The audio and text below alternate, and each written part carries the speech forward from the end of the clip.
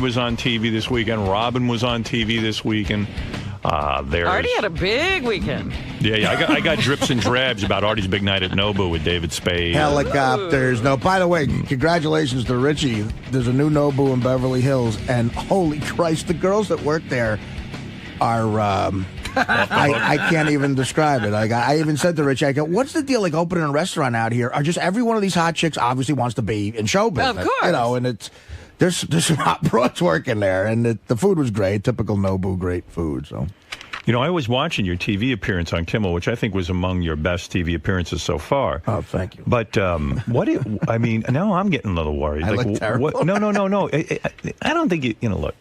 To me, I see you every day. You know, people are shocked when they don't see you for a while. I'm used to you. You're 2 feet away from me. Right. I mean, I'm like, I don't know. You look normal to me. It looks like Artie. The only time it bothers me, Howard, is if you go on Artie's website. There's a guy on Artie's website that doesn't look anything like this. I'm going to get sued, I think somebody stole Artie's website and they're putting up pictures of it. Well, 2 years ago, 3 years ago, whatever. It's like, whatever. But anyway, so you got to explain to me. So Artie was wearing a T-shirt, a Jimmy Kimmel T-shirt from the show. With a jacket over it. And he explains that he was sweating so bad that his sister, Stacy, said to him, she happened to be out there on Artie, the sweat stains are so bad, you got to change your shirt. So Artie grabbed the Jimmy Kimmel T-shirt. So you waited to get to the show to make your wardrobe decision. You know, but without Stacy, I just would have went on with the sweaty shirt, you know? Yeah, so he goes out. And the first thing you notice is that there's tons of sweat, like there's big wet stains all over his shirt. Are you just sweating now? Well, you were sweating the other day, just sitting there. Well, what happens is, look, at this weight, a couple things were going on. I took, before the appearance, I took a nice, shower at the hotel to get refreshed and everything. And then, it was hot in L.A. And I hate when this happens. Like, you get into the car and the guy doesn't have it pre-cooled. Like, I got into a hot car. So, it was a beautiful car, a limo, but I'm like, is there air? You get a block of ice and a fan. So on the way over, I had a jacket. Of course, I'm so self-conscious about how I look. I got to wear a fucking corduroy jacket on a L.A. TV appearance. And underneath my shirt, which is I had a V-neck collared shirt, one of the rare collared shirts I have. On the way, I guess I got sweaty, but typically I'll just go on television, and Stacy was there, and she goes, you got to change that. It looks gross. And I went to the mirror, and I agreed with her. So the segment producer was nice enough to go get me a Kimmel T-shirt, and I put that on. I had it on for 10 minutes before I went on stage. And you sweat through that? And I sweat through it again. I had a theory on it. Is there no air conditioning at Kimmel's place? Well, also, I'm stressed. Before you go on TV, I'm a little stressed. That makes me sweat a little bit. And he's at the point now where he's sweating over nothing. In other words, just being fat is making him sweat. Yeah, sitting up makes him sweat. I'm constantly glistening. Yeah, so but I had a theory about it. Artie was sick. He was on antibiotics. True. And I think that he's still probably a little bit sick. Right. And the whole plane ride and everything. I just finished the antibiotic. Well, you know what? I finished the day of the show. Right. So I had to take one, because they make you afraid. You got to finish them all. And that probably had something to do with it, too. I mean, look, I agree, man. There's no defending what I look like at this point. Sure you're not detoxing? Well, no, I mean, look, he's got the cold sweats. During the interview, can't you have Teddy towel you down? That would be great. I'd love that. That would towel your belly, and But now, cold cloth for your head, Mr. Lang. My stand-up sets now are all because now I'm at the point where I have abundance of material that I try to see what works the best for the DVD. So I've been doing an hour and 10 minutes every show, and the lights are crazy, and by the end of a stand-up show, I look like I jumped in a pool, and I don't sweat sexy. I just look gross. It's not hot. Sometimes when Matthew McConaughey sweats, women like it. I don't look like Matthew McConaughey sweating. Well, anyway. Well, I saw Artie. I told you I saw him on those porn video awards because I saw them one night and I was like, oh, Artie's on this. Right. So and he comes out with the two girls, but Artie's in the same thing he wore that morning. Yeah. Well, he's a real guy. Yeah, well, I don't have every sense of the word. He's never a wardrobe person. It's the biggest night of porn, and Artie's wearing his corduroy jacket. Artie, why disrespect the people of porn by wearing the same outfit that you wore in the morning? That's not right. But it's good to have somebody around because my sister's talking to me about my appearance, and as a comedian, I'm just worried about jokes. I'm stressing about what's funny and Right. what isn't. You're actually worrying about content. Right. Because your looks ain't getting you anywhere. Exactly, man. What am I going to tell you? Eric, go ahead. I'm sorry, in Hoboken, New Jersey. Welcome to the show. Hey now, good morning. Good morning. Hey Howard, it's around 2:00 in the afternoon on a Monday. You just get out of a busy meeting, and the week's shaping up to be extremely busy. You get a call from your beautiful Beth O. She tells you that she's been invited down to Miami to join Katie and Billy Joel. She's going to go down for a few days in the middle of the week. How would you handle that? How would I handle it? I mean, what would I do? I don't know. I mean, I'd be aggravated if I were you. Yeah, I would be aggravated, but I mean, like Beth's. Are you asking me how I feel when Beth goes out with people? Oh, she's going to go on a little mini vacation. Oh no, I wouldn't stand for that. I'd break up. See, I don't think Beth. No mini Beth would do vacation. that. No mini vacation for her. I don't think Beth would do that. No, I think she'd realize that was a wrong. Beth is good at knowing what's appropriate. I don't think she. Yeah, that's why I love her. But wait a minute, why is it inappropriate to take a mini vacation? Well, I mean, I think some women just know how crazy a man is hooked up in their mind. You're just saying in particular she caters to Howard. I mean, as a guy, I think Howard probably. I feels the same way. You start thinking, okay, I'm up here working. She's down there. It's like she knows it'll make a guy crazy. Yeah, I would then I would just say, oh, that's okay. Don't worry, because next week, right? You'll get vindictive. Then resentment builds up, and you get passive aggressive. Next week I'm going to L.A. and you can stay home. I'm staying at Carmen Electra's house for the weekend. Oh, I was just in L.A. There is pussy flying off the trees out there. Howard. But one of the things I've done with Beth is I have a radiator in my apartment with a chain. She's chained up right now. Good move. It's kind of hot. I'm sure it is. Yeah. It sounds hot. Go ahead. Have you given it much thought throughout the weekend about this masturbating, who she's masturbating to? No, I didn't give it a... She doesn't really masturbate that much, and if she does, she's not telling me, and... I mean, I don't know. She said sometimes she'll masturbate. I don't even care. You know what I mean? You start thinking about that with your girlfriend, you'll slowly lose your mind. Right. I don't want to know.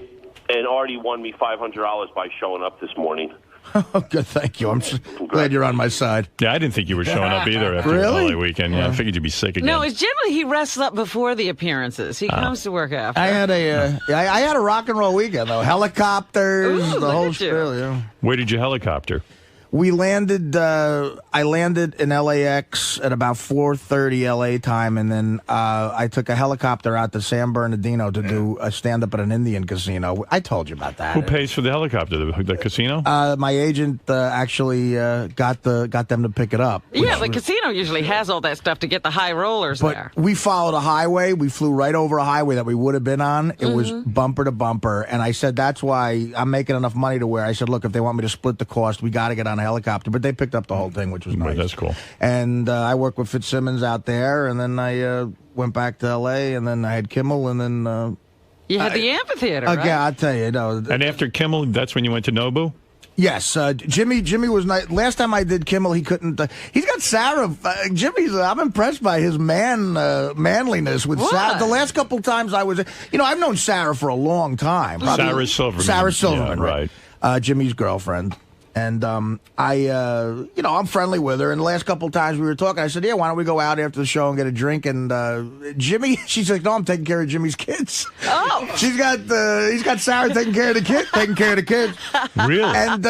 And he's out with you. Yeah. So last time he couldn't make it out, but so this time he said, no, I definitely want to hang this time. And Sarah, I saw Sarah briefly. She took care of the kids, and me and Jimmy went to Noble. Take care of the kids. Wow. And so Spade showed up, and it was myself, Nick DiPaolo, my sister Spade, Kimmel, and a couple people who work for Jimmy's show, Jimmy's brother Sal, and we laughed all fucking night. It was so much fun. Richie Notar took care of us. Ross. Now, the most unbelievable thing I heard is you took JD out to L.A. with you. Right. And JD and Ryan Philippe hooked up. What? Well, that's okay. Yeah, that's the whole. You want to get into the weekend now? Yeah. Right. Yeah. Ryan Philippe and JD. This was so great. Ryan Philippe is the greatest guy in the world. He's because what I do at the end of my set, sometimes I'll bring JD out. By the way, Ryan Philippe is an actor. He was on our show recently. He used to be married to Reese Witherspoon. He was in that movie Stop Loss. I saw Stop Loss as well. I saw Stop it was good. I agree with you, man.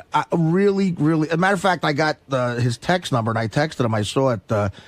Great, really, great movie. And really, everybody should see it, especially now with the way these fucking guys. It didn't get good reviews. Got horrible reviews, and it was like, wow. Yeah, I saw And mixed nobody's stuff. really going to see it. People don't. I mean, I don't know what's wrong with America, but we don't want to see anything about soldiers and war or anything. And this is really well done, and I think he's really good in it. You should check out Stop Loss. I agree with Howard. So anyway, get to the weekend. All right, so that was Thursday night, and then Friday night we did the Kimmel thing. We went to Nobu. It was a lot of fun. And you take JD to Nobu with you? Yeah, well, that's the thing. Now, JD is Teddy's. I'm launching my new website, and JD's official job is he's got the video camera. He's going to do a video blog, everybody. Right. So he follows you around. And the fans, so he's got a function. But so what I try to do is, at the end of the set... JD, you have a function? Yeah. You're actually into filmmaking now. Yeah, right, exactly. I said you could be a filmmaker.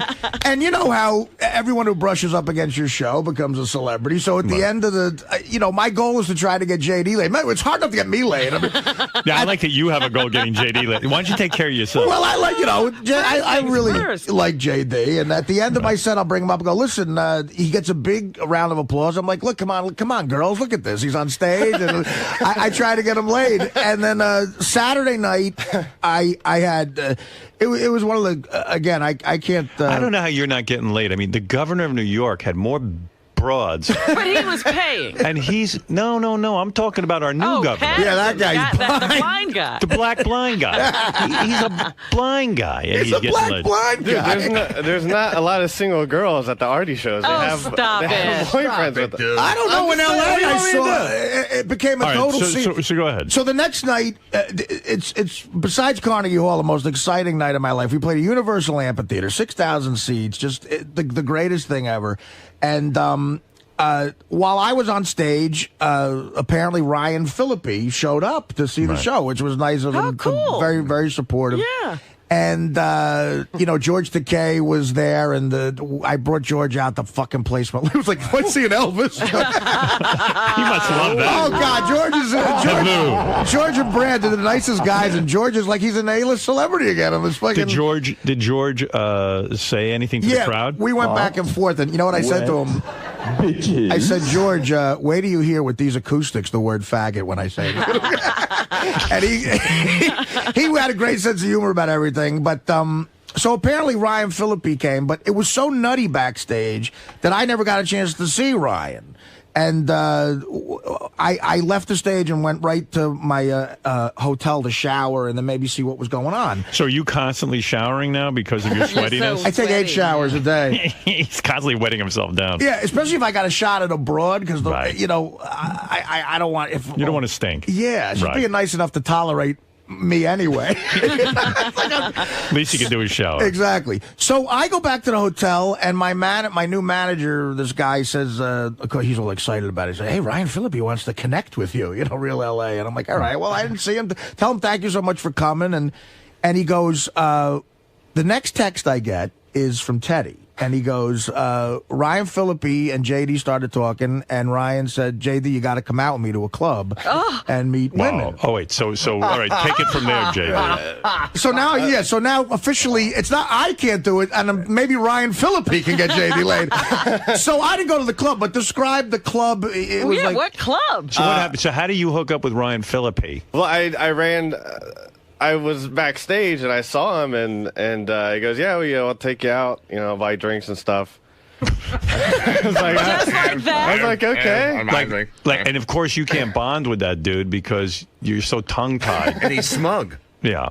But go ahead. So you... Me? No, No. him. Oh. no, but he's being Ryan's not. No, he really couldn't be. no. He couldn't be a nicer guy. No. He's a yeah, nice yeah. guy. Yeah, go Yeah. ahead. How many guys are going to take JD around? Yeah, Who would anybody even that's good think looking. to say it? I was pissed. I'm like, can Ryan Phillippe get me laid? Yeah, go ahead. So eventually me and Teddy go over to this club called Villa.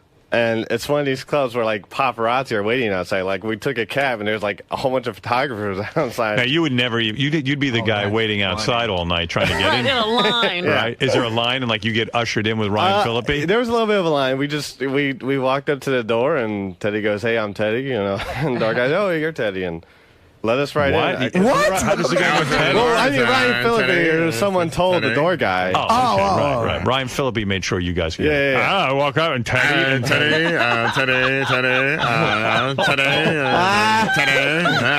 Teddy, table for Teddy. JD is the greatest storyteller of all time. Great. Limo for Teddy. All right, so go ahead, yeah. So we go in a club.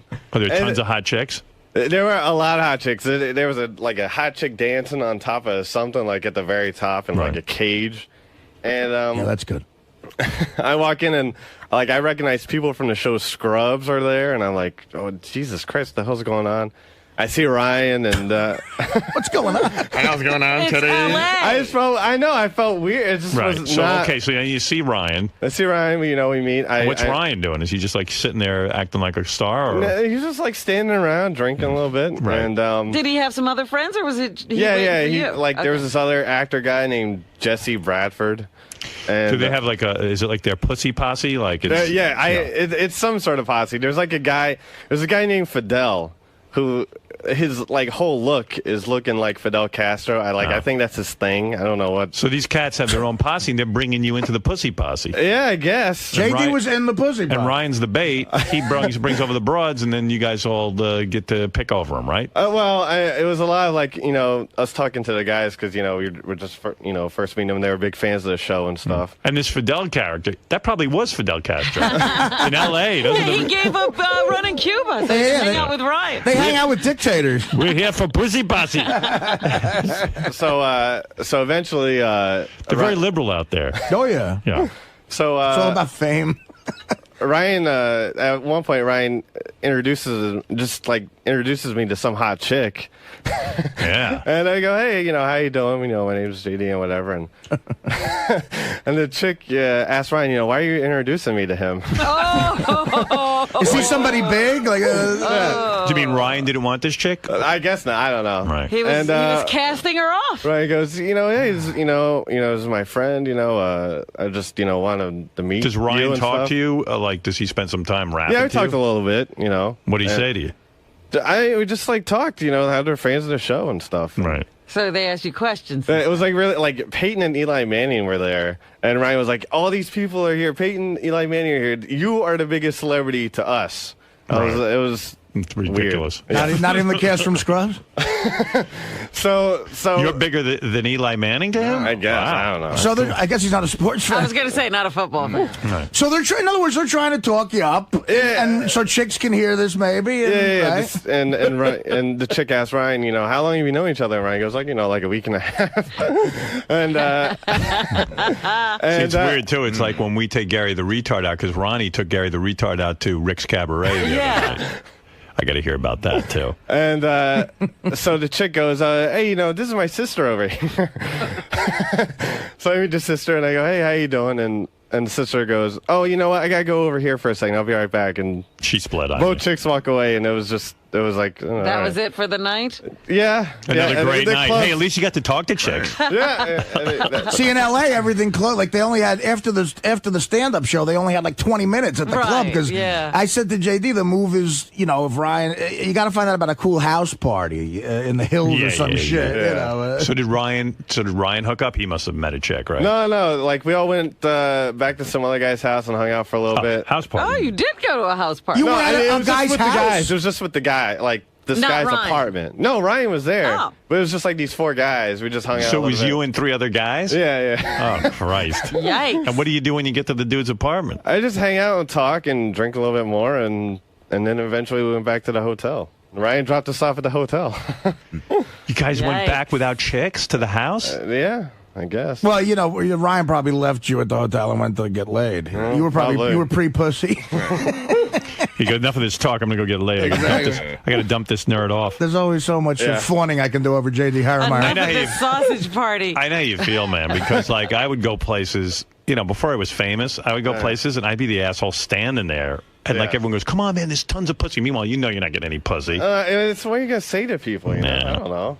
Well, You got no rap. What are you going to say? You know what, dude? I just wish you could come off a little better, but Tell a chick in L.A. You could lie to a chick like but you know Ryan, what, a movie star. Artie, he ain't getting laid. Yeah, but a movie star introduces you to a chick. That's like teeing it up, and she goes, "What do?"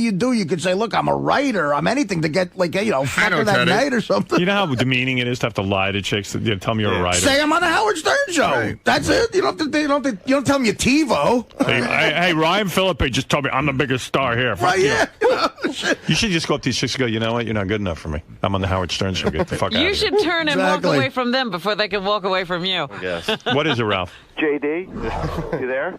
Yeah. Yes. I love you, man, but you are like the fucking biggest loser.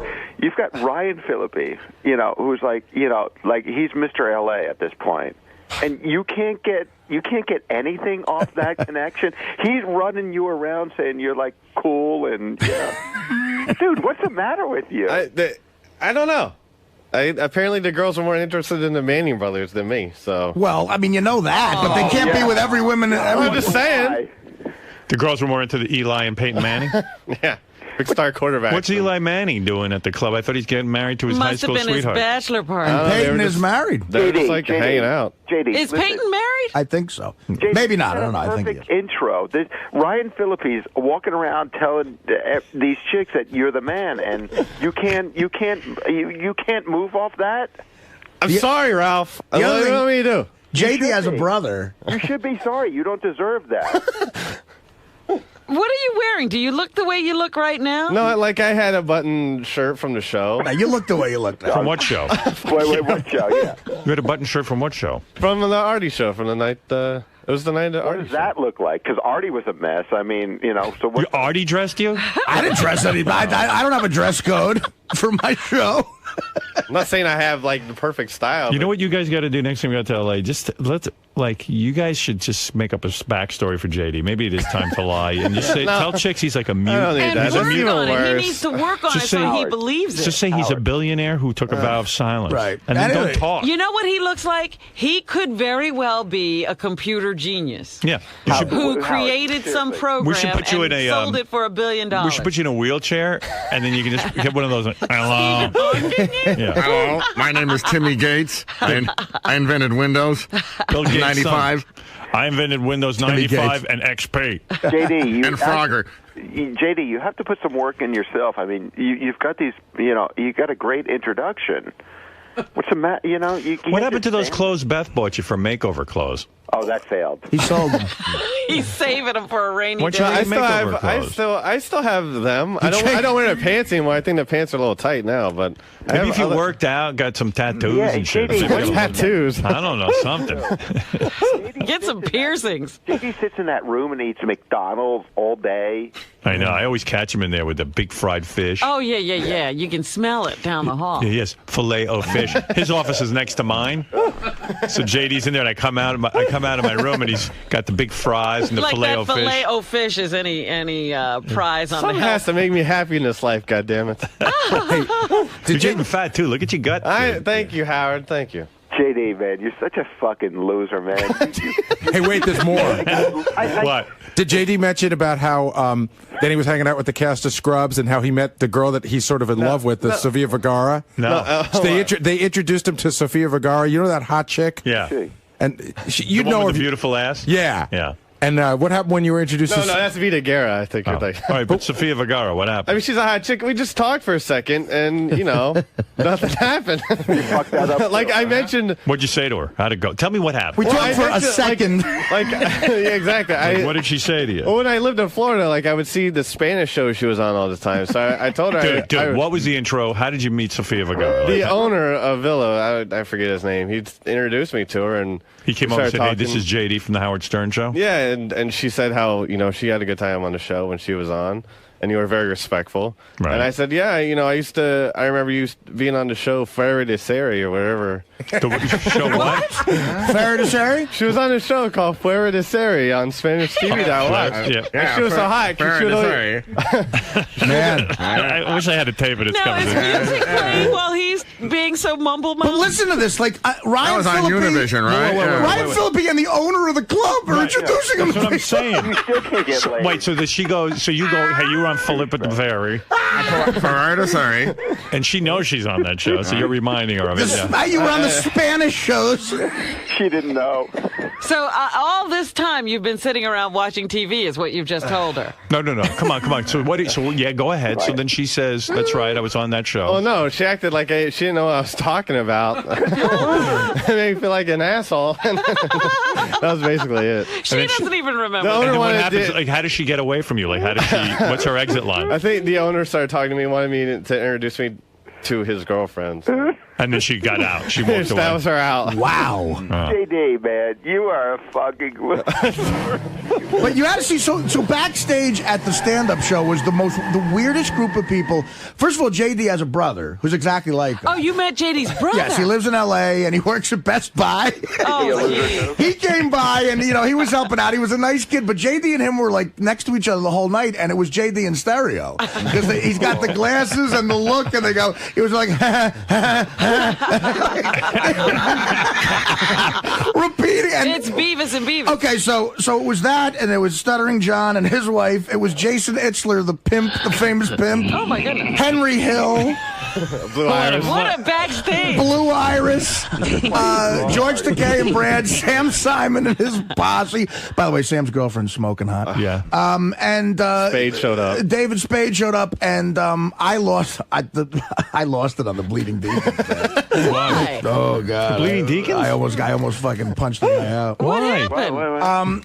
They, I asked them on the air. I extended the invitation to come and play at the gig. And when we got there, because it's like an amphitheater and a big deal, I went to the sound check and I wanted to make sure that there's video and shit going all right. And the Deacons got there early. And in all fairness, I mean, they seem to be a garage band made up of 8 48-year-old guys, but real nice guys, I guess talented or whatever. And so they were already all set up. And I was trying to get shit done that I really had on my mind, and this Deacon guy was in my ear the whole time. We're gonna do this, and then you're gonna smash a guitar, and I'm like, no, just play a couple songs as the audience is sitting down, and at the end I'll plug you. That's. He's like, all right, what if you don't want to do this? I'm like, maybe we'll smash guitar, but there's a lot going on. So, and I didn't want him on stage while the comedians were there because that's very disconcerting. I said, you got to leave the stage, blah blah blah. So they were gonna just play a few songs in the beginning. That was the idea. Right. Okay. So they get in there, and it's the biggest gig it's the biggest gig I ever played. It's impressive, and they probably got carried away. The show's supposed to start at 8:15. Now, it's a crowd that's coming to see a specific thing. They're fans of our show. They sort of know the Bleeding Deacons. They're playing, and it's a pre-stand-up show. They're playing insanely loud. You couldn't understand, like what we were just talking about. They probably went nuts, like this was their dream come true or something. The show was supposed to start at 8:15. They went like a half an hour too late, and I'm I thought they were outside. going to do some song parodies. Well, Yeah. they did, and then they had a guy dressed like me. They make videos now, Right, I know. And they had a guy dressed like me and a head that looks like me running out, and they were like feeding him stuff, and I'm sitting out, stressing about the show with my fucking iPod. I'm hearing the whole thing, and I go to Teddy. I go, Ted, what the fuck are they doing? This shit's a half an hour too long. But you see, you have to, when you have guys who don't normally do this stuff, you got to go and you say, listen, I want 3 song parodies. Right. I should have been more Each specific. one is a minute long, Right. and then you leave. I should have been Boom. more specific. But Artie was surprised that the Bleeding Deacons fucked up. all right. So, but listen, it Because got, they don't really know. It They got don't- to a point though where they were really being selfish. But and did they would have not a leave. They time limit? hijacked the fucking stage. So I said to Teddy, listen, man. I called Teddy over. I said, you go tell them that Teddy. we're going to shoot them if they don't get on stage. So he got a stage manager to tell the guy, you got to leave, okay? Right. And then after he says that, the fucking Bleeding Deacons guys, you guys want to hear one more? And the crowd didn't want to hear one more. And his fantasy goofball head, when he's singing into his hairbrush in his bedroom, they said, yeah, we want to hear one more. So did you he pay then them? proceeds to play another 8-minute song. Wait, And at the end, Daniel wants to defend himself. Hey, Daniel, what happened?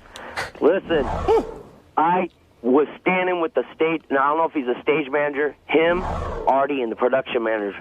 I said, our set is 30 minutes, but we're completely flexible. I never heard a 30-minute set. Wait, let me finish what he did. And then you can have the stage. Yeah. All right. So at the end, like a comedy show's about to happen, right? The MC's got to come out and go, hey, what's up, everybody? A calm thing. These guys start smashing guitars like they're the Who. Like they start fucking, like there's pyrotechnics. I hear them going, ah! You can't understand a word they're saying. They're just loud and annoying, and people are like they're cringing. They're smashing a guitar, and I'm going. My face is getting red with anger. So after that stops, there's smoke. The stage managers had to come sweep the guitar off, and now there's this awkward silence. Now it's nothing but an awkward silence. 6,000 people are going. They're watching those poor stage managers sweep the guitar. Now they start to boo. Not one person applauded for it because they thought it was just weird. So now this kid Pete Dominic, who MCs for me, he's got a show at Sirius. This poor kid's getting thrown to the fucking wolves now. And Spade was sitting there, and he goes, Art, you're totally right for being mad. I would go ballistic. So that doesn't help. No one was saying anything. So I lost it. I said some things I probably shouldn't have said. I screamed at Daniel. I screamed at the other, and I was yelling, and people were trying to figure out what the fuck to do. Right. And I said to the stage, I said, please play some house music so it's not awkward silence till they clear the fucking stage. Yeah. And this kid can at least have some sort of an intro. Yeah, but you see, you got to blame yourself. You got to say to Daniel, Daniel, look, listen to me. I'm going to tell you to take some responsibility here. You got to say to Daniel, Daniel, here's what's going to happen. I want 3 song parodies. That's how people know you from the Stern. So how do you explain after we tell him to get off stage, he does another song? Yeah, how come you didn't get off stage? That's the part I don't get. Here's what happened. I told the guy, I said, hit me on the monitor. Tell me whenever you want. I go, just leave me 5 minutes so I can because I have a Stern Show parody set portion of it that's 5 minutes long. But that's all you should have done. Yeah. That's all you should have done. But I told him ahead of time, I said, I can do whatever you want. I said, this is what I would like to do. I have a 30-minute set. Everybody stand there. They say, okay, that sounds good, because it'll be this time. By the time everybody gets in the seat, that's what we'll do. And then I say, now, if you want anything different, just hit me in the monitors. Say, last song or 5 minutes. We said last song, and then you played another song. No, I didn't. Yes, you did. Yes, you did. All right, whatever, dude. Whatever. He didn't hit me on the monitor. All right, whatever. He didn't hit him on the monitor. Who knows what you're talking about? You didn't hit him on the monitor. I want to hit you on the head with the monitor. And they're all in like priest outfits, like the lamest gimmick for a band. So I finally, this kid Pete Dominic was the most valuable player of the night. He went out there and he's as professional as a comic is. He fucking dug. He had an 80-foot hole to dig himself out of. I felt so bad for the kid. I said, you know what, Pete, I might just go out there now and try to calm down and just try to do 2 hours or something.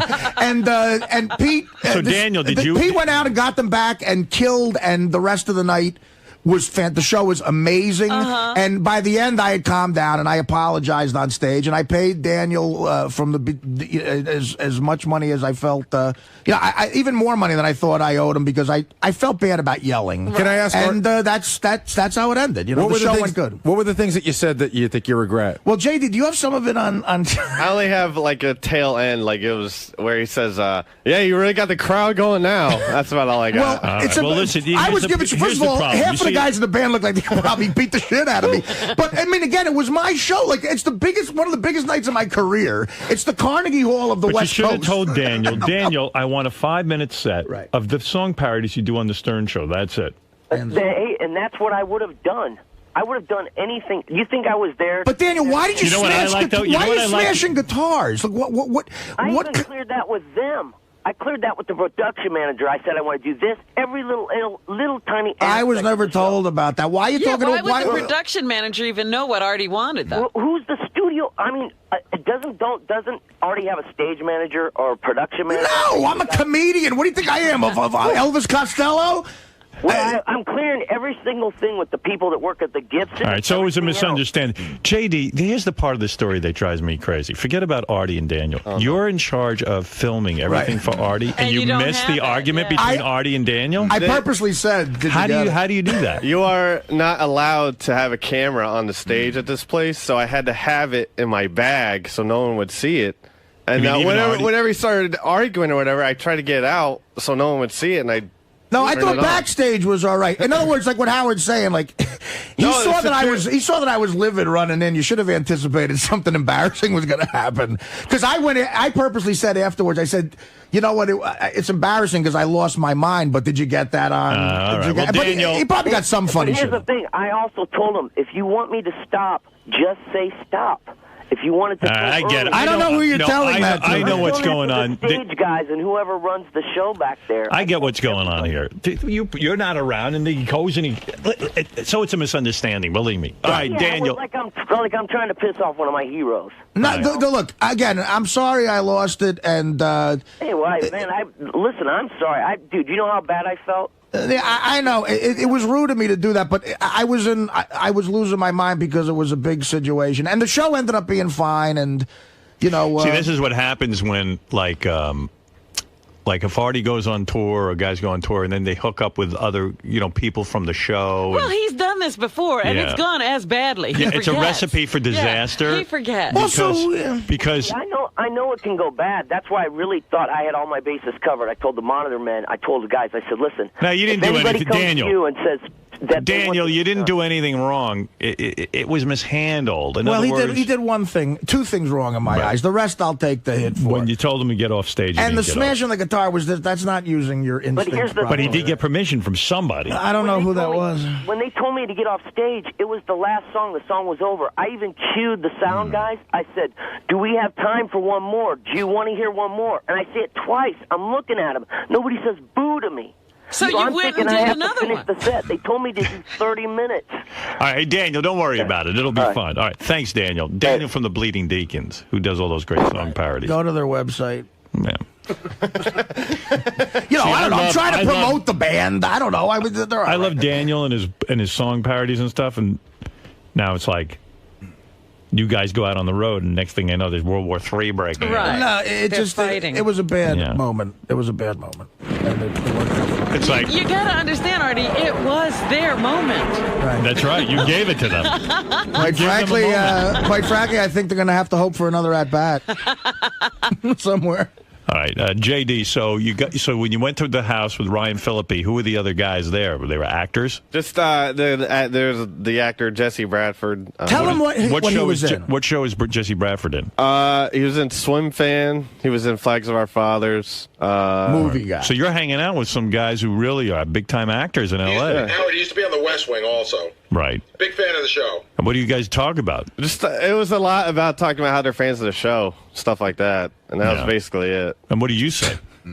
Yeah, I mean, just whatever. I don't know. Right. Was your brother with you, or was you no? He had to go back to Bakersfield. The brother, Howard, you got to get JD's We got to meet JD's brother. When's your brother going to come on the show? I don't know. I might just hire him. Fuck you. Both you guys. Let's switch him. He can go to Best Buy for a few weeks. And that Jason Itzler guy, the pimp guy? Yeah. Oh, my God. Is he wearing a fur coat even in L.A.? He sits down next to me, and he's a bit of a close talker. Ask your father about that Seinfeld episode, Close Talker. Right. Clearly, I'm just trying to get my head straight. Everybody's in my dressing room, and this guy Itzler's an inch from my face talking to me how he hooked up with the MySpace guys, and they want to have a party afterwards, and there's broads over there, and how this is what he said to me. This was the most insulting fucking thing. I wanted to punch him in the face. He goes, listen, I really think I can get you a wife, but if it doesn't work out at the end of the 7 weeks, I got like the Eastern European girls. They'll marry anybody. Oh my God.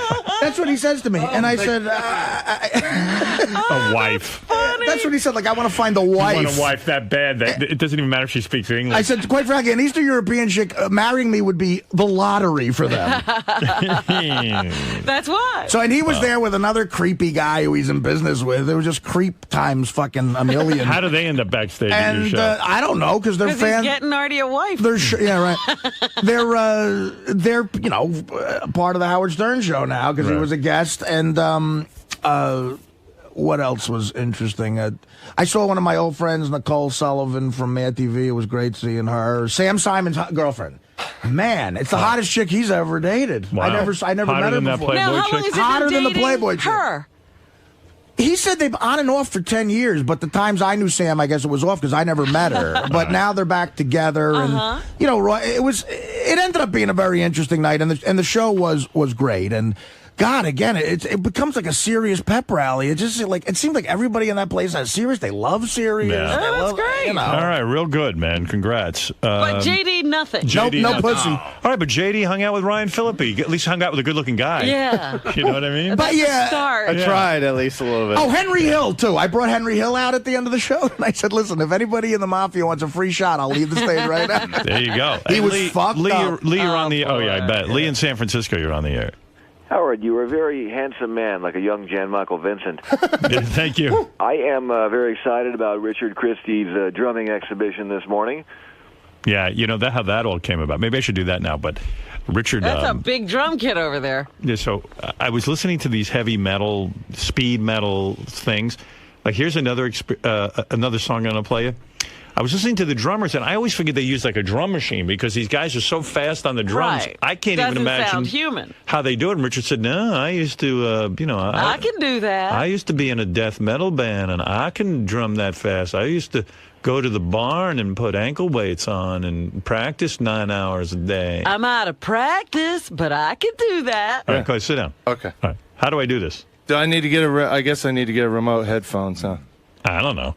What the fuck do I know? What do I look like? What's up, man? Hold on. He can't hear you, Lee. No. Lee, he's putting on headphones. I'm sorry. Oh, here comes Scott. All right, here's Richard on the drums. Then I'll take a break. Got it. All right. Now, what are you going to play for us, Richard? Well, I find a mic. He's gonna play a song called "The Most Annoying Shit You've Ever Heard." Does it matter what he plays? Give him a wireless. You got a wireless? Yeah. Was that A or B? This is B. B. Of course. So you want to hear those, like the drums from those songs, right? That type of drumming? Yeah. No, we want to hear something else. Yeah, that's what we're waiting for. Okay, I'm just making you asked me what I was going to play. No, can you drum "Happy Birthday"? Do the fastest drumming you can do. Okay. Because I can't even believe someone could go that fast. Okay. All right, Leah, you ready? Yes, sir. Thank you. Are we good, Scott? We're good to go. What? Your stuff too when you. What'd you say, Scott? How can I know what you're saying? You're mumbling. Shut off your mics when he's playing. Oh, okay. All right. Fucking asshole. He's Oh, okay. Yeah, sure. Go ahead. Okay.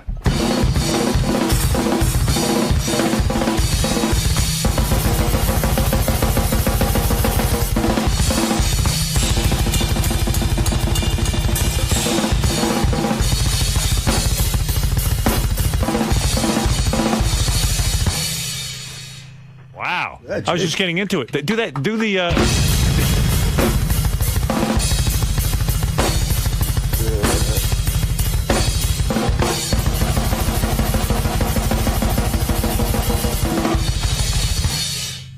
Wow.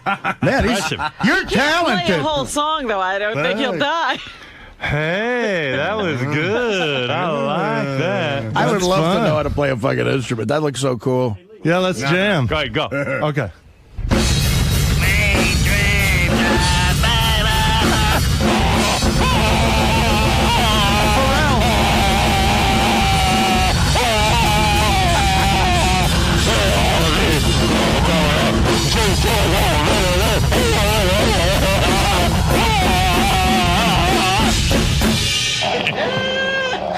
How's that? It's a hit. How'd I do? Awesome. If that helped you out. I think you could be a lead singer now. I'm thinking of getting a band together. With Yeah, that maniac on the There's drums. finally I'll some jam with music you. you can do. Man, I could really sing. Richard, do you miss touring like that? Like, I think I would miss that if I had that talent doing that, like, in front of a crowd. Yeah, a little bit, definitely. I Yeah? mean, Although he sounds like he's out of breath right He was at the Stones tour, and he was touring, and he was staying at like a YMCA. Right, he was in like a Greyhound bus. He wasn't in like some great tour. But still, every It's still performance, fun. there had to be a time where you get into it. yeah, even if you're in a van, you're still traveling. You get to do shows. In a van down by the river. All right, good job. Nice. Now get out of here and go back and make phony phone calls. Thank you. That was fun, Howard. All right. Thanks for letting me do that. You bet. How often does he get to play drums now living in Manhattan? I play about an hour a day. Yeah. Yeah, there's Where? There's a drum school called the Drummers Collective. They let me come down there and jam. It's really cool. Then when you jam, I mean, do you have guitar players and stuff, or you just go by yourself? I just go by myself. And what I like to do is just, like, I write kind of drum riffs, and I'll record them and then go back home and write guitar and stuff to them. Wow. And then nobody hears it. No. All you need is some lyrics. Well, yeah, it's all instrumental, but on the Howard TV drumming special that's coming up, I wrote a song. I don't know if you want to hear it or not, but it's on GP1. Song no, that's all right. Guitar. Let's go to commercial. You play you play guitar as well? Yeah. Let me hear this. What is it called? This is Richard's It's in music. white on the bottom. Oh, Frost? Yeah. Crank that shit up.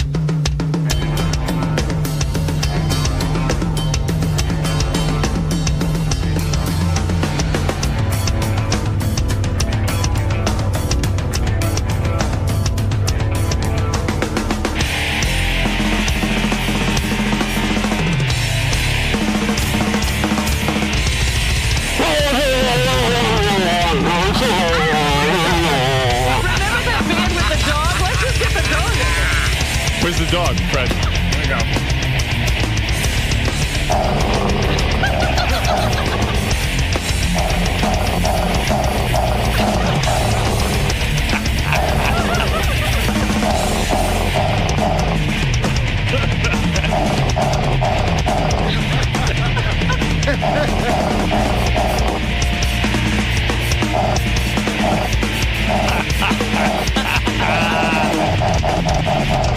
That's good, Fred. I like the vocals. That dog is good. And he works for Kibble. That's pretty good, man. The dog's got good timing. That's really good stuff. Well, you know what we could do again? What we did with somebody write lyrics to that. No, why bother? I'm just curious, how long after he drums like that does he shower? What is it, Ralph? 6 weeks. That was so bad. What, his music? Yeah, I mean, like, you know, he's just like banging on those drums. It's horrible. No, that's talent, man. Ralph hates everything. All right, thank you. All right, No, Richard. Richard, what are you going to do with that? I mean, really? Oh, get out. Get off the phone. This guy does nothing. Boy, that is the voice of discouragement.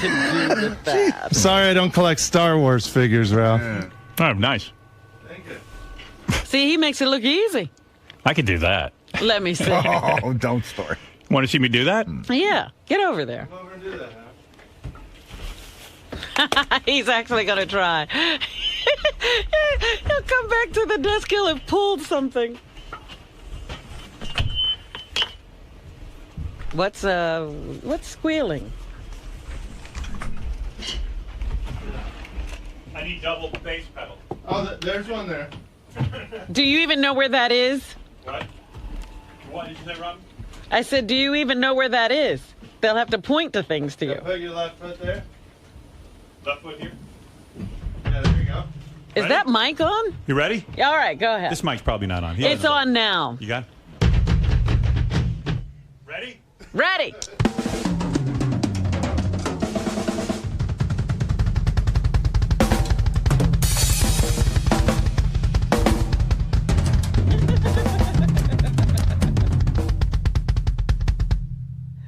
What song was that?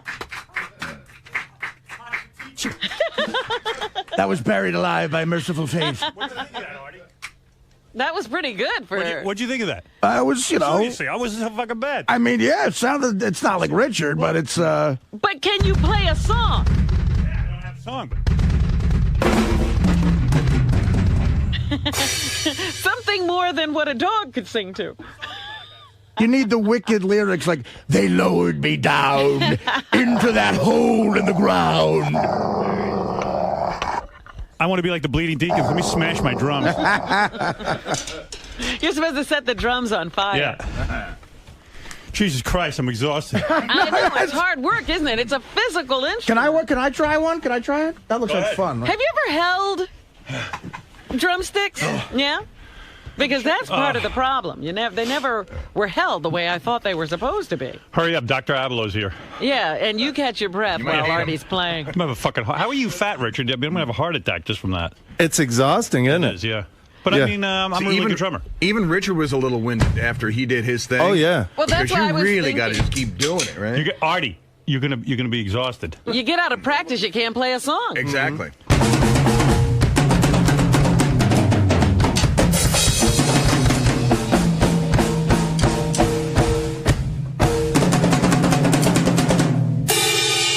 know, you have the power of like a Bonzo Bonham. That's what he looks like. That's what I was going to say. Yeah. You look like Bonzo Bonham. Yeah.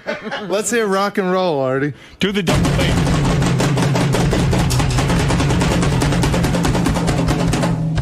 No, do the... No. Artie, do the double bass. The feet. Yeah. Does he know where those pedals are? On your left foot right there. This is the bass? Yeah. Oh, wow. It's two basses. Oh,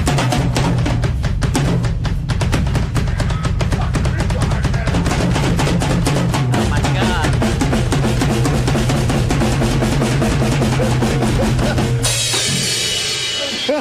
That's what most drumming sounds like. What do you call that? Heart attack? He just burned 1,000 calories. How the fuck did, like... You know what, Artie? This is the way you should exercise. He was chubby. How the fuck did he do that? I don't know. Holy shit, man. Yeah. Hey, can I show you rock and roll real quick? Yeah, yeah. You can probably play it, Artie. Come on, I got Dr. Abloh here. Nobody we got a cares. schedule. Let me show you Inagata Davida. All right. Show off. All right, get out of here. All right, I'm coming over. I got my coffee cake. You see how out of breath you are? I have an Entenmann's coffee cake and a Hawaiian Yeah, you're punch. going to need energy now. When I was on tour, Howard, we used to do... You sound like Lou Costello. He just saw the mummy. All right, thank you. Thank you. All right. What's up? Left Coast, JD. Whoa. What's up, man? Where did you come from? Quite the weekend. Yes, quite the weekend. JD, how come you're not able to parlay these opportunities into something grand? Because I'm a nerd, and apparently I'm a big fucking loser, according to Ralph. So, well, look who's talking. According to a guy that just sits at home and watches TV all day. Right, that's really cool. Yeah. Watching The View makes you cool. Well, I guess. No, but does it almost put more pressure on you knowing that they give you this big intro? This is JD from the Howard Stern Show. I guess. Dude, it was like my first trip to LA. It was my first, like a hip or whatever. I don't know. It was just weird. It was just surreal. So yeah, what's the scene like out there compared to when you hang out back in New York? Well, back in New York, I'm usually at a strip club, so that was one thing. The clothing threw you off? Yeah, the clothing for sure. I just lots of hot chicks, like people you see on TV all the time, and I don't know. It's kind of surreal that you're involved in it. Yes. And being swirled around. Yes. But how good looking were Ryan and his friends? Was it fun? Definitely more good looking than me. I'll tell you that. Definitely more good looking and have more game than I'll ever have, probably. But now that you're warmed up, the next time you go out there, maybe you'll have a little, add-on to your rap. Maybe you'll. Oh, I doubt it. But we'll see. We'll see. All right, man. I'm proud of you anyway. Thank you. At least somebody is. Richard. Yeah. You animal in there. Yeah. Animal was a good drummer, by the way. Is it good, though, to actually get in there and showcase something that you were known for so many years? Yeah, it's fun. And it's cool because a lot of people that listen to the Stern Show used to listen to the metal bands that I played in back in the day, and they're always saying, oh, you got to get Howard to play some metal or play some metal on the show. So it's cool when I actually get to do it. It's a lot of fun. Right, because you and Sal are always a little bit worried that you're being typecast as just like a gay stuntman or something like that, and just that's the only thing you can do. Well, I was doing gay stunts back then, but it was backstage, not in front of a crowd. Right, but I mean that's what you've become known for on the show, and on such a popular show. So you're able to showcase your drumming talents. It's good to let people know I do stuff besides lick Sal's balls. You know, I get emails from fans in like I don't know, Europe and South America and the Middle East, and they're saying, Richard, I just saw a picture of you licking your guy's testicles. What's happening? Yeah. You know, like metal fans that know me from playing drums, they see that stuff and it freaks them out. So it's got to be tough for them, though. It's got to be tough. Thanks, honey. See, there you go. Yeah, I always got my support group right there. All right. If all else fails, my honey's I got him training my kids at home. They call him Uncle Richard. Yeah, his kids are drummers too, yeah. Really? Yeah. Sal's got a drum set in his basement. Yep. Sal's a good bass player. First we bang the skins, and then we bang each other. Transmitter now. 20-song rock marathons mean more variety, less commercials. Every day after Howard Stern on 95X. Code name. WAQX. Translate a Syracuse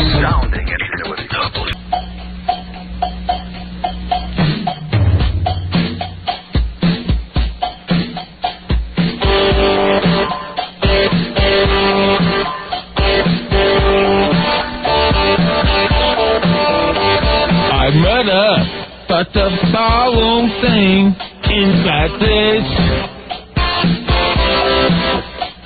She tried to take me, don't it from a five.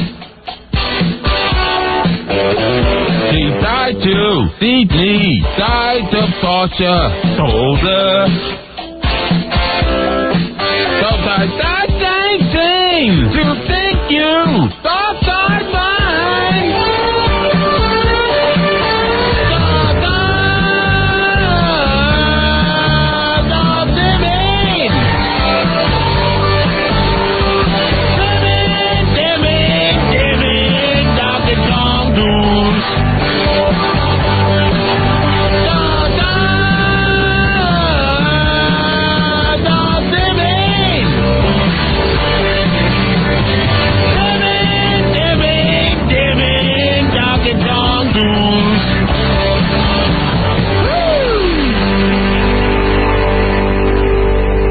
How you doing? This is Richard Lewis, the Prince of Pain. You're listening to the best of Stern.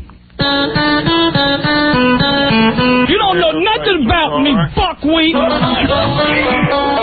Hey, yo, come over here. I'll put something right in your big fat mouth. I'd like you to rebound me to shape of me in a day. You sound like you got an ass in your mouth. Hey, Tractor, you don't know my pain.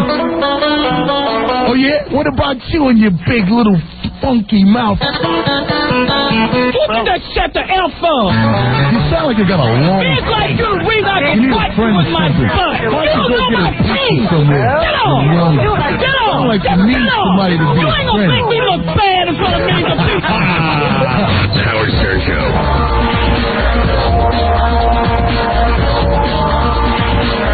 Are we going to look at Fred's tape? Do you want to look at Fred's Yes, tape? I Nick? would love to look at Fred's tape. It's sad. Fred, I understand, is very upset about this tape. Yeah, all right. I'll play the tape for you. All right. Well, let me come back. I'll do that. Then we got to do the news. I want to tell you the story of Fred walking into the office this morning and seeing on Gary's list secret tape and how he, like, blew up. I got to tell you something. And I'm going to say something, and I swear to God I mean this. I love Fred. I do. I don't know that he knows that. I don't know that he'll ever know that, but I do love Fred. Fred is a good buddy to me. And Fred and I have been through the mill. Mm-hmm. Mostly he's put me through the mill. But Fred is a good guy. Deep down inside, Fred is one of the nicest, sweetest human beings on the planet. His shirt off his back. And I couldn't have been more happy for this guy when he got married to one of our listeners. Well, that's the truth.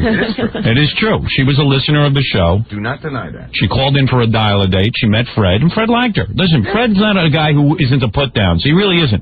He didn't hold it against her that she was a groupie of mine. Nope. In fact, when she called in, you don't even know this, her father was on the phone with her. Really? Oh, yeah, the whole family loves the show. Her father was on the line with her, listening, monitoring, because he wasn't too thrilled with his daughter going out with Fred, right? Matter of fact, he hung up. Right, in disgust. In disgust. Right. He tried to disconnect the phone. Oh, and we had to call her back. I remember No, I think that. she tried to call Yes. station back. Yes, Yeah. because it's very hard for a father to think of his daughter being fouled by Fred. Hey, let's be honest. Right.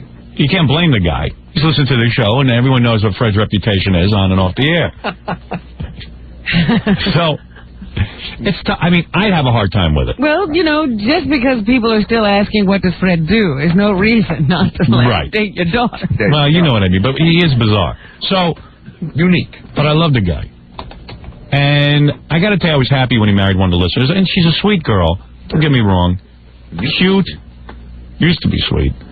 And this was not a girl who gave any indication she wanted to be an actress or a film star or anything like One this. of the reasons that I was attracted to her, if you listen to the old dial-a-date, is because she seemed normal. The most normal. She wasn't in the business. You were telling him to go for the va-va-voom girl. Yes. And this was the girl who was most laid back, In actually. retrospect, I could have saved myself a lot of anguish had I done And it. gone right to the chase.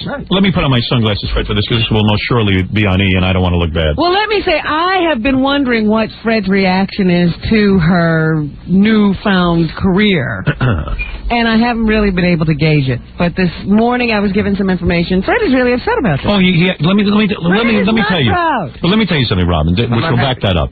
I know he's not. He can't possibly be. I wasn't sure. So I said to Gary, hey, you know, listen, it's promotion for his wife's play. You know, all of a sudden he gets married to this Allison. And God bless her, she suddenly wants to be an actress.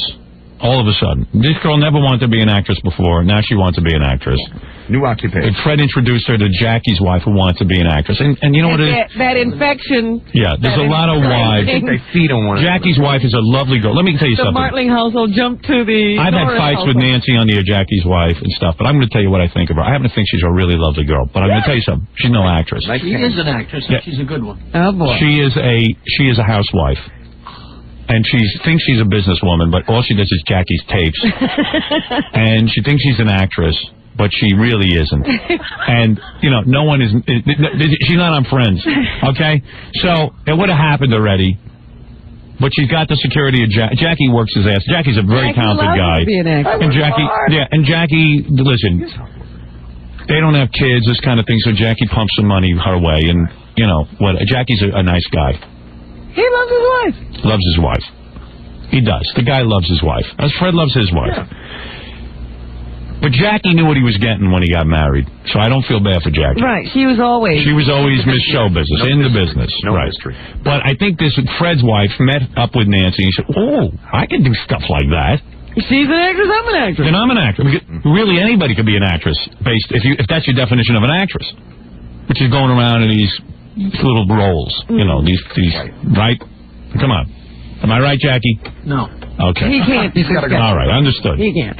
No, I love Nancy, and she knows I love her. Being an actress is because of Nancy? Yes, absolutely. I'm giving you my theory. My theory, Jackie. Jackie, my theory. My theory. Oh, okay. Okay. Just a theory, my friend. They made that clear at the very beginning. I told you, I like your wife. I'd love to sleep with your wife. She's a beautiful girl. But she's a nice, beautiful girl for Long Island. And you don't have the balls to tell that she's not an actress, but I have the balls. I help Jackie out this way. You're not helping. Robin? Yes. Robin is not an actress. Robin is an all-around performer. Robin is not primarily an actress in the sense that she goes out and she wouldn't be going and doing movies. But Robin is an actress in that she has got a job in the business. She's the most prominent, I would say, newscaster in radio, if not the country. And she does something unique. She's got personality, she's got knowledge, she's got education. She talks into a microphone beautifully. She's a broadcaster. She's a personality. That's suffice it to say I do something. She does something, but earns her a living. You understand? She's made it. You're going to compare Robin because she's a woman to Nancy, your wife? I mean, I'm as much an actress as you are an actor. You've taken roles. I got news for you. I've seen both of you act. You're much more of an actress than he is an actor. That's full. Come on. Did you see her in Fresh Prince of Bel-Air? Yes. She was great. You think I put her in my movie? She wasn't a good actor? The guy from the movie of the week didn't see Fresh Prince. Oh, get out of here. I know you're... And you know why he's attacking you? Because we're talking about Nancy. No, because you're a woman. But it's because we're talking about Nancy, and I'm the woman. I'm the show wife. Right. So we have to disparage. So he's gonna disparage you because you're my wife. That's right. After you do your movie, will you let Nancy call and critique your acting? Absolutely. Not that her critique. Her critique means nothing. She critiques everything else. Her critique means nothing. But Nancy is like anybody. Actress. Where did she train? Where did she train? One of those places. Okay. It was a school of magic. I think she's a terrific actress, but you will admit that her career hasn't exactly taken off. No, it hasn't. Okay, fine. All right, let's leave it at that. She is a terrific actress who the world has not recognized. Actress. Okay. That's fair to say? Yes. All right. I know that you've had these acting discussions with Nancy. She did High Tide. She did great. She was terrific. I heard. In fact, did you look at? You didn't even. Yes, I did, and she was terrific in it. What terrific. is that? Terrific. Would you bring in a tape? Give the guy a break. Give the guy a break. Oh. All right. Now, watch it or not? Yes. She was terrific in it. There. I would like to see Nancy's acting. You did not watch it. You're a liar. Then you're a liar. What happened at the end? I just watched her part. They queued it up for me. What did she do at the end? You think I remember? I watched it. You would remember. You saw it. I don't remember. You did not watch it? All right, I didn't watch it. All right, so there you go. Okay, all right. Listen, I was trying to give her a bone. All right. Sit there and watch those tapes. What is high tide? I don't even know what you're talking about. She did a show, an hour. I don't have that tape. She was the bad guy, and she did great. And I gave you the tape. And you did? I don't have it. You have. Where is this drama scene? It was in High Tide. Now, let me just finish. Let me go. This is not about your wife. Your wife's a great girl. We're talking about Fred's wife. Please. You attacked my wife. Didn't attack her. Did her career take off, Jackie? Be honest. No, it's all right. Take off. Fine. You can't be an actor unless you got something to act in. There are lots of actors and actresses that are not working. Fair enough. I agree. I'm not here to attack your wife. Most actors are out of work. I'm here to attack Fred's wife, not your wife. That's what I thought. All right. I'll attack your wife on Monday. Oh. She will look forward to it. I know. She loves it. Who else is talking about it? All right. So here's the point. Oh, boy. Here's the point. So he married into that situation. Fred married into a situation where he had a really... He was marrying a regular girl. A regular girl. I know exactly what's... Now, all of a sudden, she decides she's going to quit her job. She's going to do it. She's now an actress. But you have to wonder, because this bug overtook her like it was malaria. Right. And as a result of her wanting to be an actress... fever, actually. In fact, I noticed that Jackie's wife is jealous because Allison... Fred's wife is actually doing better. She actually has a professional job. She's stripping. Your wife's dying that she can't get in one of these plays. Why? I wish his wife was stripping. Right. Instead of mine. Now, we'll get her a role in one of these plays, too. Great. All right? But, it's funny because I remember seeing Allison during this period before she got into this play. Yeah. And all of her conversation now revolved around... acting. Yeah, acting. She had the acting bug. So one of these smart promoters of Tony and Tina's wedding said, hey, Fred's wife wants to act. I got a role for her. She stands there on stage in a nun's uniform, and an Italian guy, hits on her and makes out with her. Right. All right. She goes on this. And... It takes a lot of training to do that, by the way. Right. It really was. You know what it was? It wasn't even acting. And it was making out with a guy. Major characters who have lots of lines and carry this play along, and then there are these peripheral roles that anybody could do. They're extras. Yeah. And lo and behold, not only does his wife, and I've shown this on the E! Show, I'm sure most of the audience has seen it, who gets E! Yeah. Lo and behold, his wife not only gets this role, but she jumps into it with a verve and she's into it. With a vengeance. With a vengeance. And... not having seen the play before, she makes out with this guy for how long? Gary, get in here. We timed how long? Do we have that probably about 2 minutes. Can you do that one first? All right, I'm going to play the clip. This is, I went out and I taped, don't look at the screen yet, because this is very upsetting what's going to be going on here in a minute. Now, okay, here we are. Now, this is a tape of the girl who took over his wife's role as the nun. All right.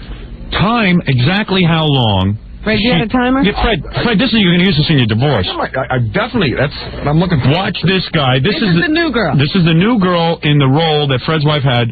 Watch how long this is the exact, Fred, I didn't change this tape. I just want you to watch it. Could you move a little bit, Jackie? Go ahead. There she is. She kisses the guy. She fights him off. The nun fights him off. Look like she's into it. All right. That looks pretty chaste. All right. And now watch. It's over. That's the end of the role. How long? 7 seconds. Doug, how long was that? That's 7 seconds. 7 seconds. All right. That's what I said. All right. Now this is Fred's wife doing it? No, do we have Fred's wife doing the kiss? I think it's all right. Here is Fred's wife doing the kiss. Now time how long she sits there and makes out with this guy. Go ahead. Watch. Wait for initial contact. There's his wife. Right there in the corner, Robin. Yeah, I see it. All right, they're making out. Wait. All right, here we go. Look at this. Lip contact. Look at it. Well, it's going on. I mean, there's fondling going on. This is the scene. Well, you didn't see this in the other scene. No. Look what's going on here. There is an excitement. Look what's going on here. She's having a good time. She is doing a whole long, involved scene. This scene, by the way, is rolling, ladies and gentlemen at home. We are now still going on. Still going on. They haven't even gotten to the lip lock. He's groping her, fondling her ass. Look, now she's getting into it. Look at this. Look at this. Now look at what's going on. That's when I get. And look at Fred. Poor Fred. Fred is sitting in the audience. In pain. Yeah. He's putting on a good face. Don't get me wrong. No, I was getting sick to my stomach. But she's still doing it. Right. It's right in front of Fred. It's a joke, and no one's even watching this. Yeah, the play's going on elsewhere. Right. Hands on his ass. Right. Whoa. It's still going on. No, this is easily 40 seconds already. 40? We're up to 50. 50? See, I didn't count. It's still going on, by the way. No, oh, Lord. It's still going on. They're still attacking each other and kissing. I'm telling you, all right. And that other girl, 7 seconds. It's still going on, by the way. Still going on. It's not over. No, it's easily 2 minutes. It goes on and on. You can turn this off now. I can't tell you how long it goes on. Oh my God! Look at this. It is still going on. Now you tell me 7 seconds compared to what? We're into minutes. At least a minute and a half. That's porno. Look at this. Oh, look at that. Forget it. Forget it. And look at the good-looking guy. Open mouth kissing. Right. Oh God. It's still going on, Fred. I don't mean to. You know what? I'm going to tell you something. I sat back in my office watching this. I really do love you. Yeah. I was sick to my stomach. Look. Look at this. That's the way I feel. It's still going on. And I don't know what's worse. He's getting red. I don't know really turned on. I don't know what's worse, like seeing her kiss or seeing like those guys in the back standing there, like grinning from ear to ear, going like, "I'm digging this." Is there any direction for the role? What are they telling me? No, you know what it is? This is not acting. This is not even part of the play. Tony and Tita's wedding, people walk around and watch different things. Look at this. He's still making out with her. Give me a break. Give me a break. It's like after a while, it's like you don't know what to do. You know what it is? It's another guy sitting there making up with your wife. And it's upsetting. And he's having a good time. Yeah, you know what? If it had been 7 seconds, you say, okay, it's a way to start. Right. Very funny. Look at this. And this is going on 8 times a week? Doug, how long are we up to now? 2.5 minutes. 2.5 minutes. Now, the other scene... Now it's over. Now it's over. Fine. She looks like she's been raped. Look at her. Yeah. Now she's wiping her mouth and staring at her husband. Yeah. Oh, man. Oh, God. It's like, you know what she looks like? I don't know if you've ever seen that movie, Last Exit to Brooklyn. Yeah. After the whore gets raped. That's what she looks like. And then she kisses you. I'm real thrilled. How'd he taste? And then she breaks off with you in 5 seconds. Yeah. There you go. Come with you. It's like, hey, Romeo. Had it, seen it, done it. All right, anyway, so I watched this tape back in my office. I watched it alone. Yeah. And I got crazy from it. I don't like what's going on. So then I said, let me see. They gave her a new role. New role. Right. Now. She did so well in the last one. She rips off her clothes on a bar. And guys, naked, they're squeezing her ass. They're touching her? Yeah, wait. Did you see it yet, Fred? I have seen. Have you been there? I've been there once, and I was drunk.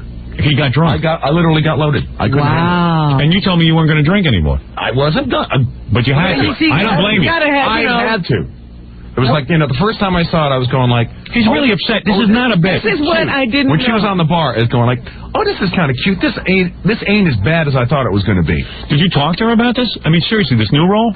What it was is like, it happened over the vacation. They did a role switch. Did she tell you about it? Yeah, she told me about it. She said, oh, I'm going to be playing Maddie. And I'm going like, oh, really? Oh, and Maddie is the one who rips her clothes off. And that's the role that John's girlfriend had. Right. I saw the play twice, and I don't remember this. Well, I'm going to show it to you. Well, because the focus originally was on, my wife basically making out with strangers. And you know what it is? Listen, and you'll see even this new role is not acting. Taking your clothes off and having your ass squeezed. This is, she's a minor character in the play. The play is about a wedding, right? Right. And really, it's the immediate members of the family and the bride and the groom. Now, as long as she's been in this play, don't you think if she had an acting ability, they would give her a speaking role? One of those roles. Right. Well, I wish they would, because I'm really getting sick of it. Are you? I truly Did you say anything to her? I told her I'm not happy about it, but what are you supposed to do? Are you supposed to make her quit? No. Because if you make her quit, she'll hate you. Then she's going to hate me and she's going to resent me, and that's not going to go anywhere. But in the meantime, now she's doing it.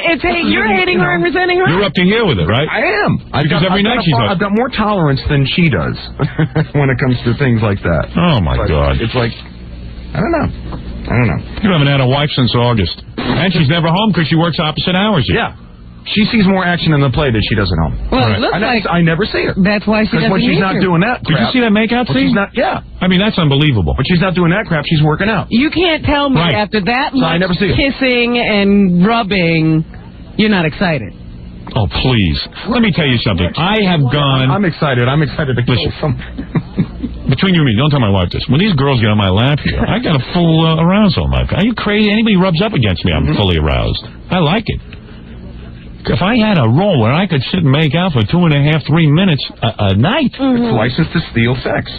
I could have said even in a movie, you do it once or twice or 3 times and then the scene's over and then, this is every night.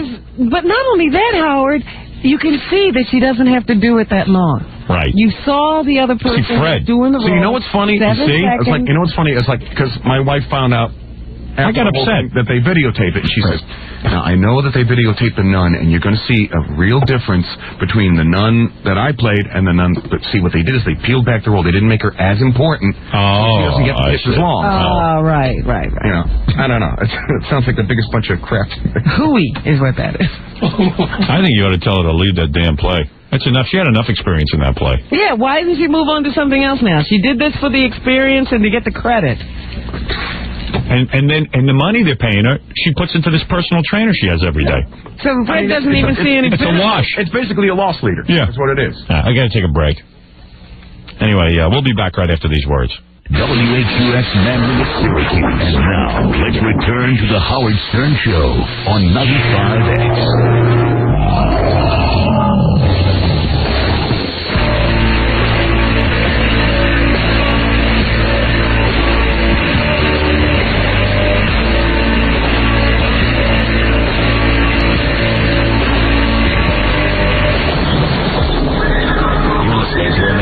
Satisfy two women at once. The best known in show business, Howard Stern.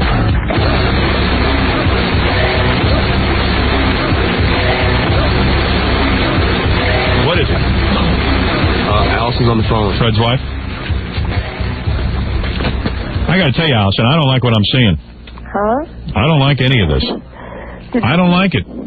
I don't like what I'm seeing. How come this new girl is on for 7 seconds? She gave the guy a peck on the lips, and then she ran away. Well, if I gave you an explanation, you wouldn't take it anyway, so it's different. He's getting fed up, and I tell you, I saw the tape. I got upset, especially this new role of yours. Yeah? Well, I mean, I haven't seen that yet. You know what it is? She wants to. I'm going to show it to you now. Roll the tape. Fred, you've seen this but drunk, right? I've seen it and drunk, but I've seen enough to know. I tell you, your body looks great. That your husband has to get drunk in order to watch you do your job. Here she is being dragged up onto a bar. She looks great. Don't get me wrong. Beautiful girl. She's shaking and wiggling her ass.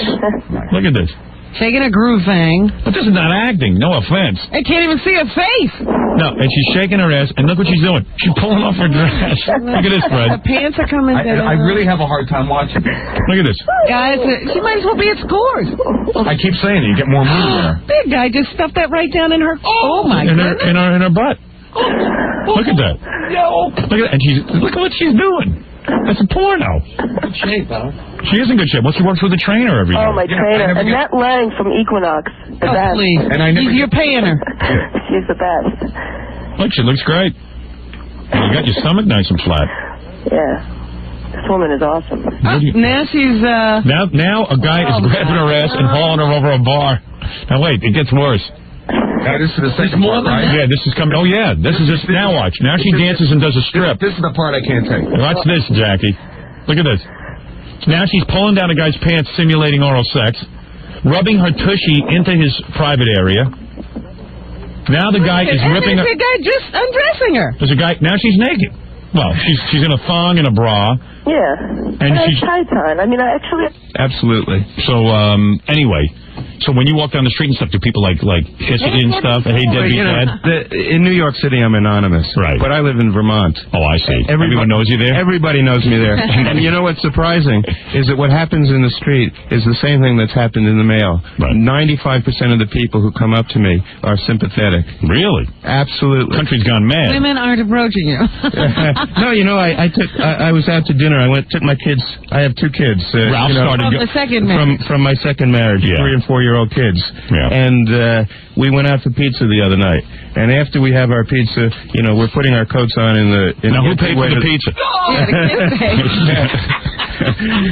Actually, the kids paid for the pizza. Excellent. I told you. Yeah, smart. Well, I get Social Security survivor benefits. So you went out for pizza? We went out for pizza. I'm putting my kids' coats on in the entryway to the restaurant. This woman, very attractive young lady, walks out from the bar. Punches you in the balls. Right? What happened? She must have had one too many to drink, but she put her arms around me. Uh-huh. She told me she never met a celebrity before. Oh, God. This world's gone nuts. Meanwhile, I left the restaurant. I said to my 4-year-old son, Zach, do you know who that lady was? I think Ralph's dad abandoned him, and he was going nuts because he had to put makeup on the deadbeat dad. Uh-huh. And Ralph was like, personal about I don't watch the deadbeat dad. So Gary said, just shut up and put some makeup on the deadbeat dad. Just do it. Just go in there and put some makeup. Yeah, evidently he had a whole bunch of issues. So what about your own What happened with your dad? Didn't he abandon you or something? I didn't even ask him if he wanted makeup. Really? Did you put makeup on the deadbeat dad? No. You didn't want to? No, we didn't meet. No. I'm already good looking, Howard. You didn't need it? Yeah, you can't improve on that. Oh, Ralph has that. Did you have an issue with your father or something? Well, I mean, I don't want to get into that, but I know a lot of guys. What's your issue, man? Your daddy didn't pay child support? Did your daddy pay child support? If I was a dad, I wouldn't. If I was Ralph's dad, I wouldn't pay. When you took him to court every 2 minutes. Yeah. And it's like a guy like this, he doesn't want to pay. You got to keep dragging him to court. I mean, there's a list of guys like this. Oh. And then the other guys who hide all their money. You know people like that who divorce and hide their money. Listen, you're a man. Do you think all the men in America can be awful evil people? No, I don't. But I think you're pretty evil. Well, listen, I think I did some evil things, but I don't think that makes me an evil person. Well, what are you doing here?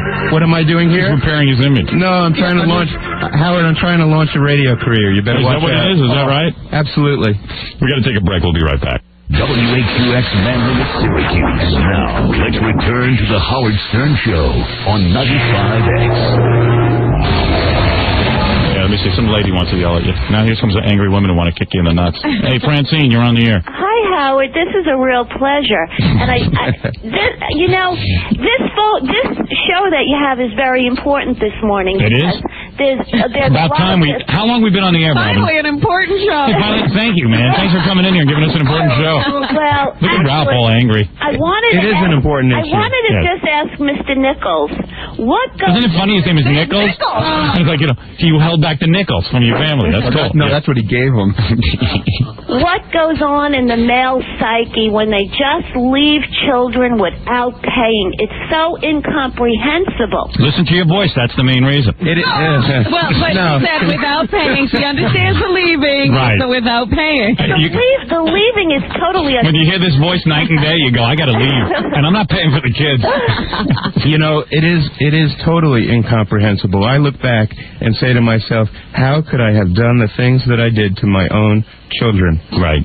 I've never stopped loving them. I've never stopped caring about them. But yet... That's hard to understand. It is hard. I can't explain it. I just can't explain temporary it. Insanity. I'm not saying it's temporary insanity. But, men also, have anxieties, depressions, concerns. Insecurities. They're not perfect. And they make lots of mistakes just like women. Yeah. Yeah. Broad. Okay. Did you start paying yet? Or what's the deal? Are you still claiming you don't have any money? Well, they get a percentage of everything I make. A trustee has been appointed. Any money that I make goes to the trustee. And they looked into your finances and stuff? In other words, they did like an audit and stuff? There's nothing to audit, Howard. Really? I mean, they could audit all they want. What about that? He doesn't work. No? How are they going to get anything? You got to go through it. Wait a second, Robin. It's not fair to say that I don't work. I work hard, but I haven't made anything. Really? I can't believe that. I mean, if you had a $500,000 house, you had to have had something at some point. At some point, you had something. I did. I had a lot of money. Right. Now like the rest of America, I spent it all. I see. Is that unusual? Yeah. Yes, it is. When you have children, you don't think about putting some away for them or making sure that they won't go hungry? You're talking to the wrong person, Robin. I'm an economist. Most of America is deep in debt. Maybe you had a girlfriend on the side? I am not saying most of America makes... No, I never had a girlfriend on the side. I had a beautiful wife who I loved very much and who started being a very concerned stepmother to my 3 older kids before everything went crazy. Wow. Hey. It's coming into a real downer, man. It's a deadbeat dad. Yeah, well, what do you expect? Deadbeat dad. Thought he was going to be an uptown guy. Look at Ralph, man. Ralph's all crumpled up in the corner. What is Ralph's issue? He's not your father. Yeah, what happened? Yeah, what do you want from I just don't like people like this who Did your dad leave you? Do you see your daddy? Do you see your dad? When's the last time you saw your dad? Check this out. Go ahead. One time when you were talking about Ralph's dad, right? His dad called here. Oh. Now, I don't know how long it's been, but Ralph was like, F him, and I said, don't you want the number? Ralph took the number, threw it in the garbage. I don't want to talk to that a-hole. Wow. Screw him. Really? What do you ever do for us? It was weird. It's not weird. I just don't want to. I don't have anything to do with them. I can understand how Ralph feels. My 3 kids, I'm sure, despise me. I was going to say they must despise me. You're admitting to it. You're at least saying, I don't know how. I don't know how I can ever make this up to my kids, but I'd like to try. Right? Are they talking to you now? No, they're not. They're not. Ralph, why don't you talk to why don't you talk to Jeff Nichols and like a couple of bucks? Yeah, why don't you give Ralph some money? Let him go get some ice cream. Yeah, see, they're not going to talk to you because like when they needed you weren't there for them. The one thing that doesn't come through from all of this is that the biggest sin wasn't not paying the money; it was the emotional That's support. exactly what I'm saying. Because they didn't need the money. I mean, they've done well financially. Their life has never suffered from a financial point of view. The press has focused on the money.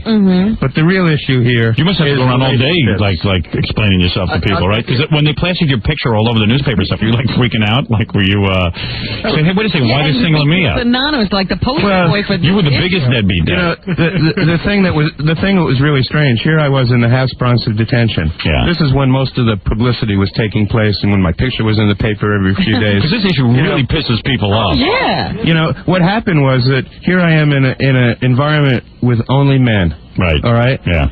Did they beat you up? Most of them had problems with their wives, with their women, with whatever. I mean, I became the hero. Superman. No, I know a woman who's like raised 2 boys on her own. Oh, sure. Yeah. Her husband never chipped in a nickel. Is that your wife? No, I chip in plenty. She's busy getting massages and going all over the place. Let me tell you that. But I'll tell you something, man. I know this one woman, she raised these 2 boys by herself. Doesn't get a plug nickel from her husband. She's working her ass off. She had to like just somehow put it all together. And I know, man, she's listening to this going absolutely ape. And I can't blame her. You know what? A lot of times these guys show up after the kids are all grown and they want to be dad again. Hey, guess who wants to get on the air? I don't know where he stands on all this, but Corky. Ooh. Corky wants to get on. Our resident. He's our resident guy. This is Corky, who's in the middle of going through a divorce with Miss Howard Stern, 1994. He's going through a lot of child issues. And his wife keeps locking him up in jail. Yeah. Maybe he's a fan of yours. I don't know. Here he is. The news team that covers the world. This is a special Corky Report with investigative reporters Howard Stern, Robin Quivers, Gary Dell'Abate, Fred Norris, and Jackie Martley. We interrupt the deadbeat dad to bring another dad, Corky. It's Dad Day on the Howard Stern Show. Yeah, hi, Howard. Hi, Corky. Good morning. This guy, Corky, are you in jail? This guy should be thrown off the air. He's a piece of garbage. Oh, you don't like him? Anybody that doesn't take care of their children, no matter what happens to their wife, is a piece of garbage, okay? Now, you're supporting... Let me tell you something. 15 months I haven't seen my daughter. Right. But I've spent $15,000 on my daughter in 15 months. Anytime Elaine goes shopping for that kid and tells me she spent $600 on clothes here or $600 there, I go and pay for it and the kid has it. Your children are the most important thing. And this guy, forget it, it's too late to apologize. You should be taking care of your kids from day one and never stop. Because otherwise you're a piece of garbage. You never know where Corky's going to stand on the issue, but it's a surprise. Hey, there's Corky. I drove out to Long Island with a 27-inch color TV with a built-in VCR on the back of my car the day before they locked me up. All right? What was that for? That was for my daughter because her VCR broke. You know? He's in the middle of going to jail and buying VCRs. I mean, this guy's a piece of garbage. Well, Corky, you can hear from the sound of his voice what a real snake he is. He's not even a human being. He sounds like a Mooney. You know? I hear you. Oh, now I'm back to say I'm sorry I didn't take care of my children. He's a jerk. No, Corky. There's Corky checking in with what seems to... You know what? I got to agree with Corky today. Hey, Corky's on a roll today. At your expense, but he's on a roll. Well, there's a lot of truth to what he says. Fathers do have to pay for their kids. Right. Go to Kathy Lee and Regis. Get on their show and tell them that, all right? See how fast they'll put you on. You piece of garbage. You must Go get back this from the hole you came from. Now, you must get this from a lot of people. This is no surprise to you, right? Anyway, I got to run to work. I just had to just... Work? Don't you have to go to jail? I'm on my way in and out of jail. Don't you have to go fight with your ex-wife? See, even though he goes to jail, he pays. Yeah, even when he goes to jail, he pays. You got to admire that. All right. I do admire I love my daughter. Brittany, Daddy loves you always, forever, up to the sky and to the moon. I love you, kid. Hey, by the way, your ex-wife, she's here with Jeff Nichols, the deadbeat dad. She's dating him. All right, goodbye. All right. Obviously, she's not. Well, Jeff Nichols, deadbeat dad, welcome to the show. A lot of talk. You certainly caused a lot of talk. Ralph, any last shots for the deadbeat dad, Jeff Nichols? No, but I'm just sitting here thinking about... Ralph, what is he doing here? I mean, like... Promoting. Promoting what? I don't know. What are you promoting? Listen, I would be so ashamed that I wouldn't even show my face anywhere. I am ashamed. Absolutely. Then what are you doing here? Why don't you just lay low and get a job and start paying these kids what you owe them? That's what I'm trying to do. Well, what are you trying to do? What are you trying to do? one of the things... all right. I'm sorry if I'm not... You're not doing anything. You're just sitting here. Terrible. Ralph's like the audience at the Ricky Lake show. Yes. Except he's not black. But anyway, so the point is he's saying he's sorry for what he did. Sure, okay, and I can accept that. But that's his role. But what am I doing here? What are you doing to correct in other words, your admitted mistake? Oh, I see. You said you screwed up. This is the wrong thing to do. Use the kids against your wife. Now what are you going to do?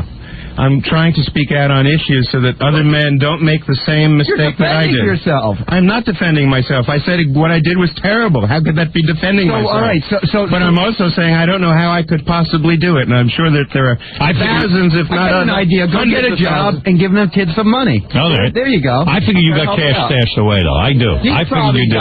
You really think so? I do think you have cash stashed away somewhere. He's not starving. You got to have some money stashed away. He's got an entourage with him. Like 8 guys walked in. What, lawyers and stuff? I don't know. How do you pay for the lawyers? Who's with you? My lawyers, I don't pay a cent to. Really? Absolutely. They just do it for free? Well, Saul Edelstein, my lawyer, and his son, father and son team. Really? He was my lawyer 12 years ago when all this started. He's the guy who's probably hiding all his money. If I had followed his advice in the beginning, I just never would have gotten in this mess. Let's bring in Saul Edelstein. Yeah, bring in Saul Edelstein. Bring in Saul. You can't say that, Ralph. To your lawyer. What's that? Why didn't you listen to your lawyer? Actually, what are you paying for? I did exactly what you would have had me do. I paid too much in the beginning. I set a precedent by paying $5,000 a month. When my income went down, the judge said, screw you, keep paying $5,000 a month. Hey, couldn't afford it anymore. Hey, Saul Edelstein. Hey, Saul. How you doing, Hal? You're not helping him hide his money, are you? Yes, in my own pocket. That would be so you hold on? Do you work for free? Well, we hope we won't. Sooner or later, I hope that Jeffrey will make a lot of money, and I'll share some of that. I see. You're hoping that... I see. You guys are trying to get some kind of business together. That'd be bad business. It's sort of working on a little contingency thing. Now, here's a guy who killed his dad for not paying child support. Oh, no. Yeah. Lots of people out there. Hey, Joey. Yes. You killed your dad, right? No, I didn't. My brother did. My younger brother. He took care of your dad, but good, didn't he? Yeah, this guy is such a frig idiot. He's just like the way my dad was. My dad deserted us when we needed him. We had no food, no money. How'd you take your dad out? I didn't do it. My brother did. He beat the crap out of him with a golf club. Oh, man. Now, was it your dad's golf club? That's wrong to beat your dad with his own golf club. Where'd your brother get the golf club? He had it with his own. Oh, yeah? Yep. And how many strokes did he take him out with? What's par for that course? What's par for the course of your dad's head? How many strokes you take your dad out with? Seriously, how many times you beat him with that golf club? It wasn't me. I think it was a double eagle, Howard. Yeah, right. How many golf clubs were you able to, tell me the move? What iron do you use? Like, did he wait till your dad was asleep, or did he do it while he was... No, my dad was trying to get back in our lives, and my brother set him up. He said, okay, come on back. This guy came back, and my brother literally killed him. And how many times did you have to hit him with a golf club? It was over 27 times in the skull. Well, your dad got back in your life. Where's your brother? He's in jail, Rollway State Prison. Wow. Hey, let's give a shout out to your brother. He's probably listening. Hey, maybe we could play a request. He's got any tunes he likes? Jailhouse Rock. Jailhouse Rock? Oh, no. Hey, Howard, this guy killed his second wife too, right? Oh. No, he didn't kill her. Yeah, he didn't. No, she died. She died from some disease. Yeah, she died from cancer. Yeah. Hey, lucky for your father, your brother didn't bowl. Imagine taking him out with a bowling ball. So you haven't been paid yet as a lawyer. So you think the deadbeat dad really doesn't have any money? He certainly wouldn't be sitting in a can for about 3 or 4 months if he had any money. Really? That goes without saying. I heard that he sat in the can rather than pay the money. That's what I heard. No one does that in the Bronx House of Detention. Really? Just don't sit there. Is that right? In fact, you can't. Absolutely right. All right. Well, anyway, listen. Well, who took care of his kids while he was sitting in jail? Who? The deadbeat dad? Yeah. He had other kids. Who took care of them? I don't know. The first wife. Third wife. Who cares? No, thank God I have some wonderful friends in Vermont. I see. Who are like family to me and who have the kids love and adore, and they were very happy there. No. Mm-hmm. Well, there you have the story. I always worry about your children. I think you should. I do. Someone better. I have to worry about them. Are you nervous that your kids might beat you with a golf club over the head? I say that's a sign you shouldn't reconcile. Rob, you wouldn't beat your dad with a golf club, would you? I think he's thinking about it. He would. The thought had crossed my mind when I was younger. Really? I think that what this points out is that there's just... But I'm not. How many years did your brother get for doing that? Life. He's been in jail for 3 years already. Oh, you're kidding. Does he think that it was a bad move now to beat Dad to death? Not at all. He's very proud of it. He has no remorse whatsoever. He's happy, man. He's very happy. He doesn't care that he's got to spend his life in jail. It was worth it. I think this whole thing underlines a real problem. You better be nervous, man, Jeff. You better be nervous. Well, I'm not nervous. I'll tell you right now, there's no way his kids take him back. There's no way. No, listen, they probably won't. But I got hundreds of letters from fathers across America whose kids wouldn't talk to him for a year or 10 years, and every one of them said eventually the kids wanted to have a relationship with their dads again. I say outlaw golf. Yeah, I tell you, wait for them to call you. All I know is I'm throwing my clubs out. So when your brother did it, where did he get the golf clubs? It was his own golf club. He had it. And he drove How old was he? 18 years old. No kidding. Oh. Too bad he got life. I know. Yeah. You know, Howard. He deserved it. My dad deserved it. Really? And when you go to visit him in jail, he goes, "Hey, man, I got no problem being here." His life is hell right now, but he thinks it's worth it. Yeah? He says it's easier in jail than it was the way we grew up. Really? Wow. Man, did your dad molest you and stuff? No, he never did that. He just wouldn't pay any money? Nothing. Wow, well, there you go. We were homeless. It was terrible. Howard, I know you like to put a humorous spin on everything, but I think this underlines a real problem. Look how many families in America You guys aren't exactly cheering anybody up. Look how many families in America today are battlegrounds between husbands, wives, exes, children. There's something wrong here. Dude, you better be quiet. I'm telling you, there's an angry mob out there. They'll run you down. Hey, did your brother play golf in jail? I don't think there's enough room in jail. No, like with a cardboard club. Was your brother a good golfer? A very good golfer. Really? Oh, unbelievable. Well, anyway, listen, Jeff, you got 27 strokes on the head. Doesn't sound like a good golfer. Jeff, if I was you, I'd lay low. That's all. And now he's had a hole in one, huh? That's it. Well, now he can play jacks. You're a comedian, aren't you there, Jeff? Well, listen. You're such a jerk off. You know that? Hostile. Well, these are angry children. Children Right. angry because their fathers abandoned them. Well, hey. And he should be angry. Well, this has been a happy segment, huh? All right, hey, dude, thanks for calling in. Yeah, take care. Say hi to your brother. Give a shout out, huh? Hey, Johnny, you're the best kid. Stay tough and sell Block 6. Right. Hey, Jackie. Yeah? That's Timmy. All right, goodbye. That's what I was going to say. Well, anyway, Jeff Nichols is out on the road promoting something. I'm not sure what. Are you Men's looking right. for a book deal? You looking for a book deal? Is that it? Well, I'm looking for a book deal. I'm also... So is your lawyer. He wants to get paid. Believe me, get a book deal, Jeff. Please. Anything. And you're saying you have not been paid yet. Is that right? No, not at all. All right. Well, There's anyway. a message that really has to be sent here, though, Howard. You realize, in fact, that Jeffrey was ordered to pay $9,000 a month in regard to child support. Yeah. That's what everybody says. All right, so then pay $1,000, pay something. That's the point, right? And Jeffrey now says that that's true. Yeah, if something's done wrong by the courts or your wife, do not take it out on your children. Absolutely. That is the point here. I agree with you, It's not Robin. your children's fault. Enough for the He-Man Woman's Hater Club. I got other things to get to, but anyway, Ganji, you take the E-camera, follow Jeffrey around and track him down, see if he goes to the bank and see if he got any money. I bet you can find some dough somewhere stashed away. Around He's you. off to 21 for lunch. He looks pretty well dressed. There you go. And we'll take a break. We'll be back right after these words. We gonna look at naked pussy today. We gonna have things our way. You know what I'm saying? Cause any man that's a man, no love, he loves some big You know what I'm saying? I want the big women. Don't give me no little fat chested ones.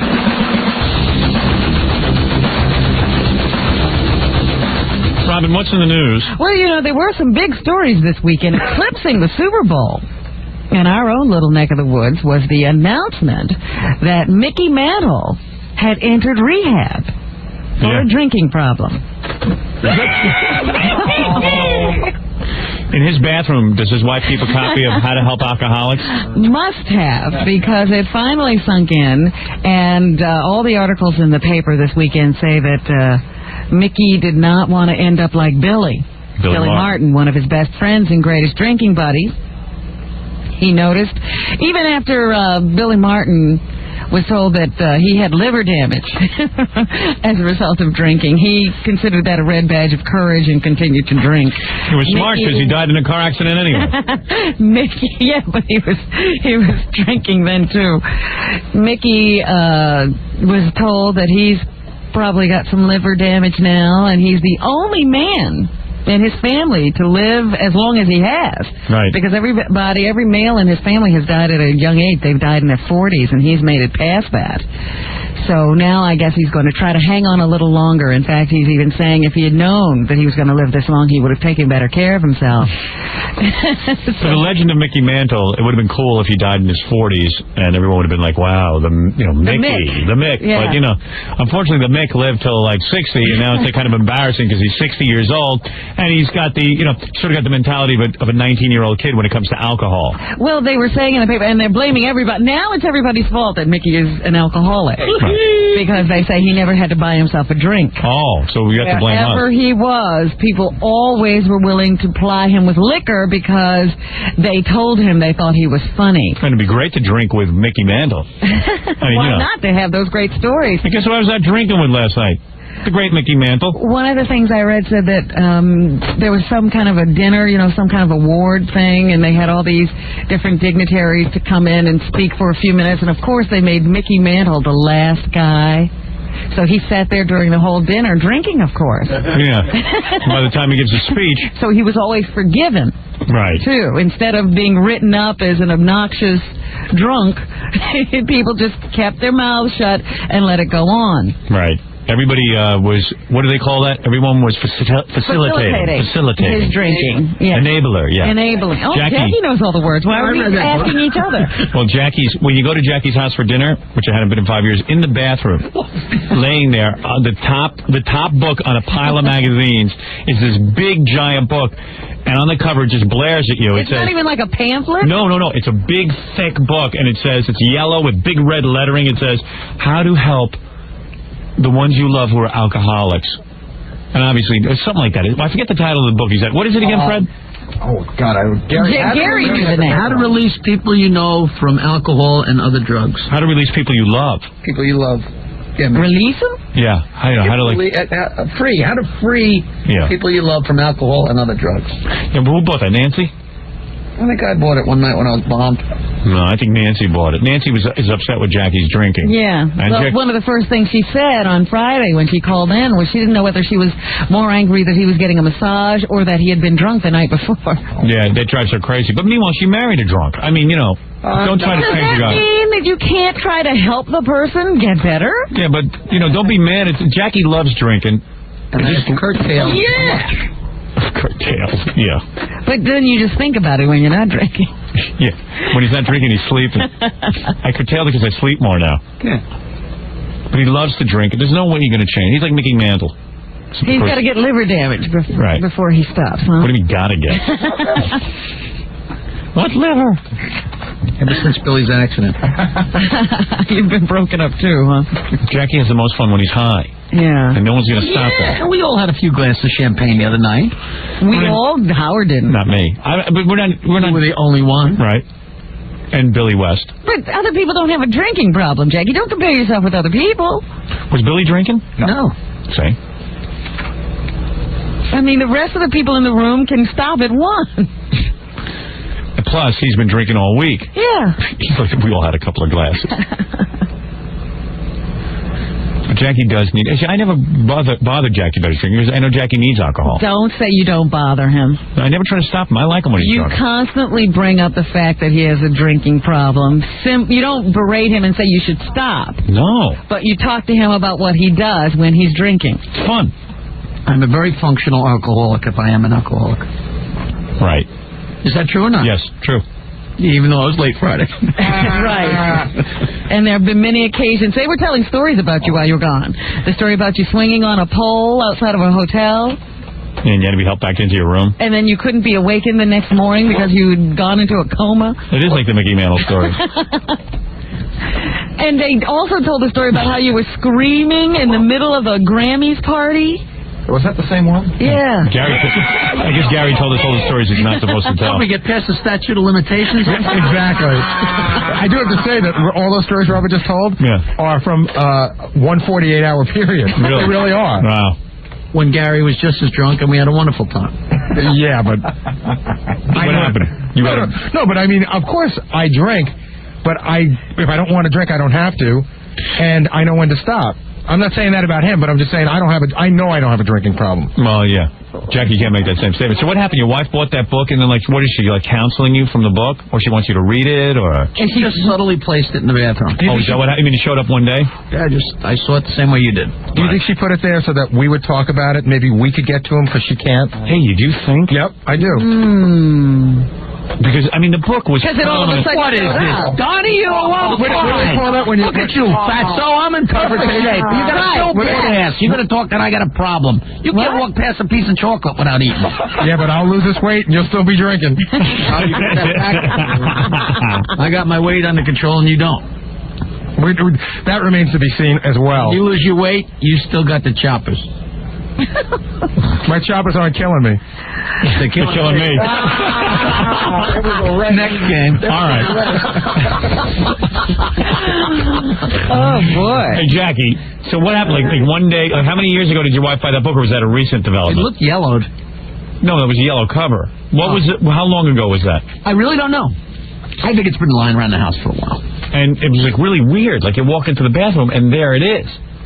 Like, how to help the one you... And everyone knows Jackie has a drinking problem. And, like, why would you put that book on top? For guests. Yeah, for guests. I mean... Ooh, Sherry. I'm thinking about it. Sherry. I think I actually bought that book. And why did you buy it? So I could laugh at it. To prop up a table leg. All right, we got to take a break. So the Mick is in the Betty Ford Clinic. Should be getting out in a couple of weeks, and everybody's hoping that the cure holds. How's Yogi Berra? Yogi Berra's doing fine. Oh, okay. Just thought I'd check. Does Jackie believe he's an alcoholic or not? I'm not sure. Where do you stand on that? No. Answer, no? Oh, yeah. No. In other words, you could quit drinking any time. I have. No, you haven't. You still drink. He thinks because he doesn't drink like weekdays. Every day. Yeah. Let me ask you something. Could you quit drinking today? Yeah, and I have.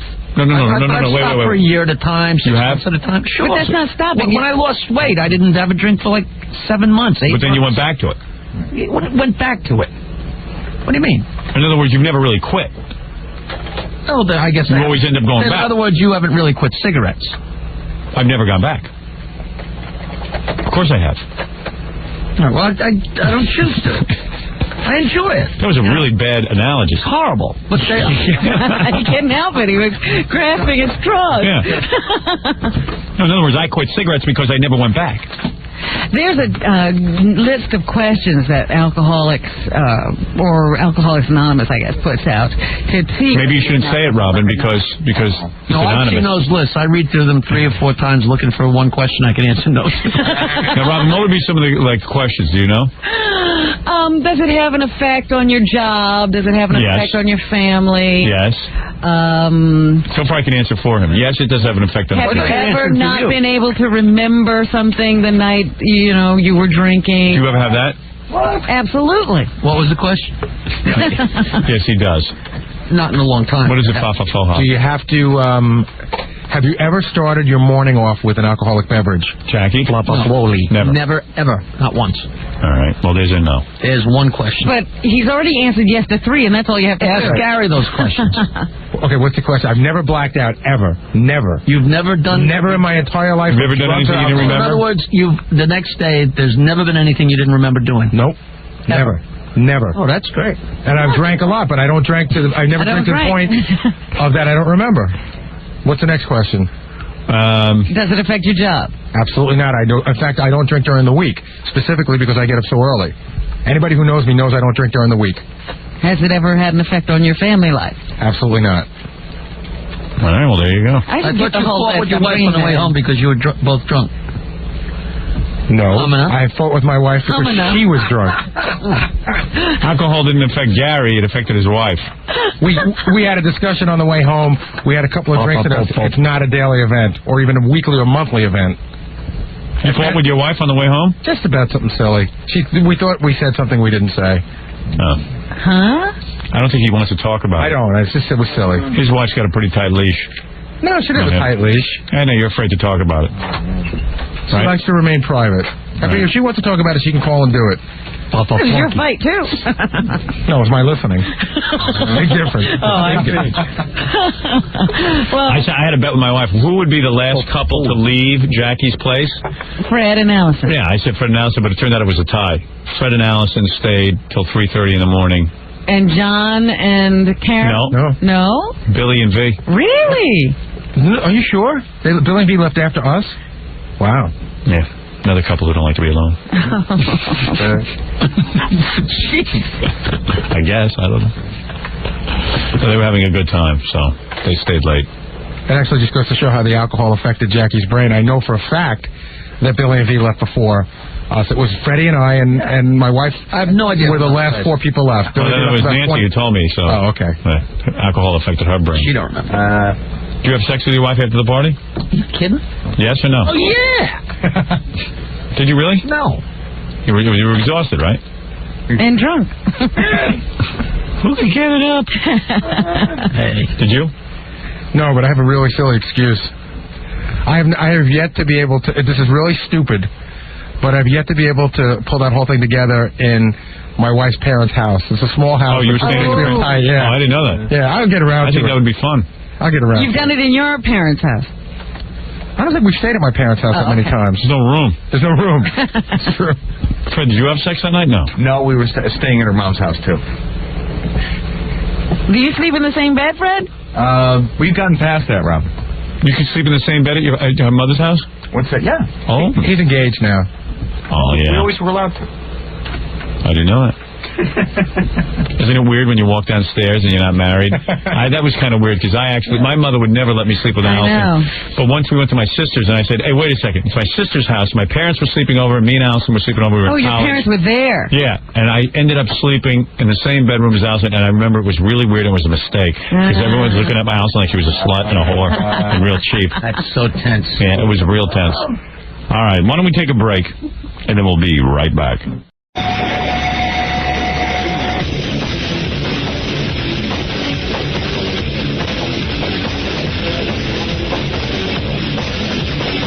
Hey now, good morning, everybody. Hey now.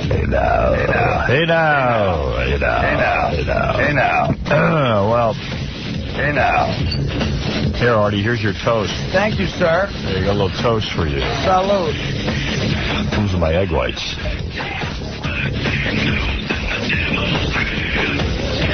Hey, what's happening, everybody? Friday, and I mean, thank God it's Friday. Like never before. These weeks are exhausting. Yep. They really are. It's hard in the summer, man. It is so hard. Yeah. Trying to go to bed when it's light out. You hear people outside talking.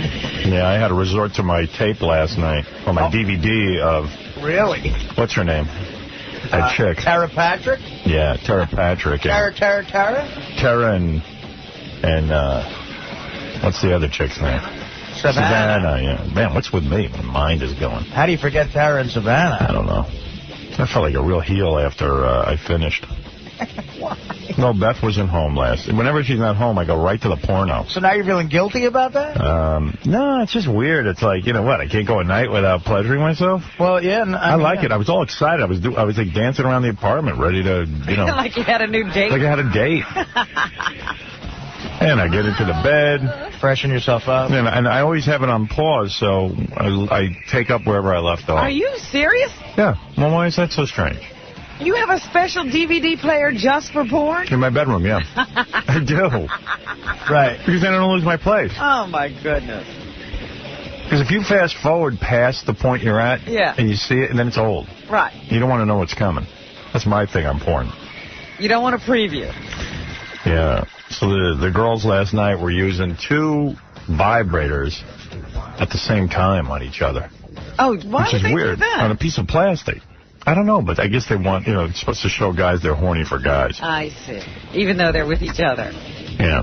And call me a sap, but I think Savannah really got turned on during her session. Oh, I with bet. Tara Patrick. I mean, like, you know, had the big O. She digs chicks. I'm telling you.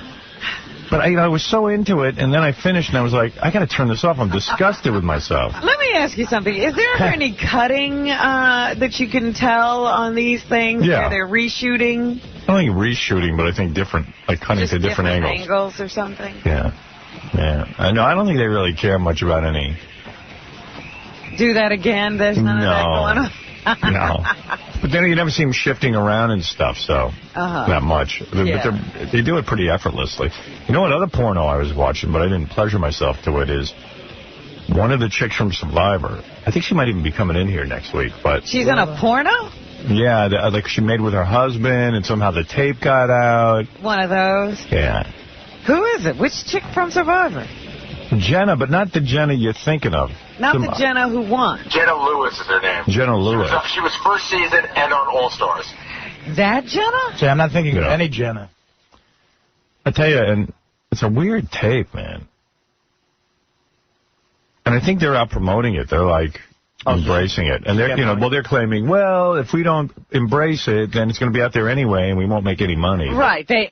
Who stole their tape? I'm just starting to think people are releasing these things, Because I'm like, who stole their tape? Who was in their house and got their safe deposit box? Yeah, I'm not buying this. Everyone's stealing everyone's tapes. What did you think of the tape, like from a sex point of view? Well, from a clarity point of view, for a home taping thing, it was pretty good, actually. Which also leads me to believe that they're sort of, I mean, it was very good. Well lit? Yeah. Well lit. When she's doing things that, to the guy, her hair is pushed to the correct side so you can see everything. Yeah, but, again, if you were making a home video, I know if I was with a chick, I'd insist on that. I'd be aware of it. I'd be aware where the camera is and being able to see stuff. But it's a little too good. Also... They're not in the business. Yeah, and I mean, they're saying certain things. They're getting into the business. He's like all shaved, it's like... Yeah, they were prepared. Yeah. This is not just a couple having sex. He was wearing makeup. Yeah. Well, I don't know. And then, her boobs aren't that good. They were a little disappointing. What are they, like fried eggs or something? Yeah. They're real. They're real. Yeah, they're not bad real. No, but they're I know what he's saying. They're not great. They have a certain sag to them that's not good. They're not good. It wasn't a good sag. Yeah, and her ass is not her ass so much, but you know what I'm talking about? Like the under the ass? Yeah. It's a little weak over there. She could use a couple of squats in the gym. You mean that's falling too? I can't even it's not a bad body. I don't know. I know what you're saying. Her body's not bad. I've seen her in clothes, I've met her in person. She looks great, but there's something about it that's not right. Yeah. See, but Gary makes a good point. They're not, her boobs aren't the fake airbrushed ones where you're just looking at and stuff magazines. Well, yeah, then you know what? I'm all for fake. You know what it is that her lower body is too big. It makes her chest look small. Exactly. She's out of proportion or something? Yeah, she needs implants to make her whole thing look right. Or she needs to get on the squat rack. Right. Somebody should have told her this before she decided to shoot. Yeah, get on the squat. You're not kidding. But I mean, she's pretty good in terms of she seems up for almost anything. Yeah, I don't know. I guess. Yeah. You didn't find it erotic? No, not for me. I was seeing a little too much husband ass. Yeah, exactly. And now, wiener. this is the guy she just married.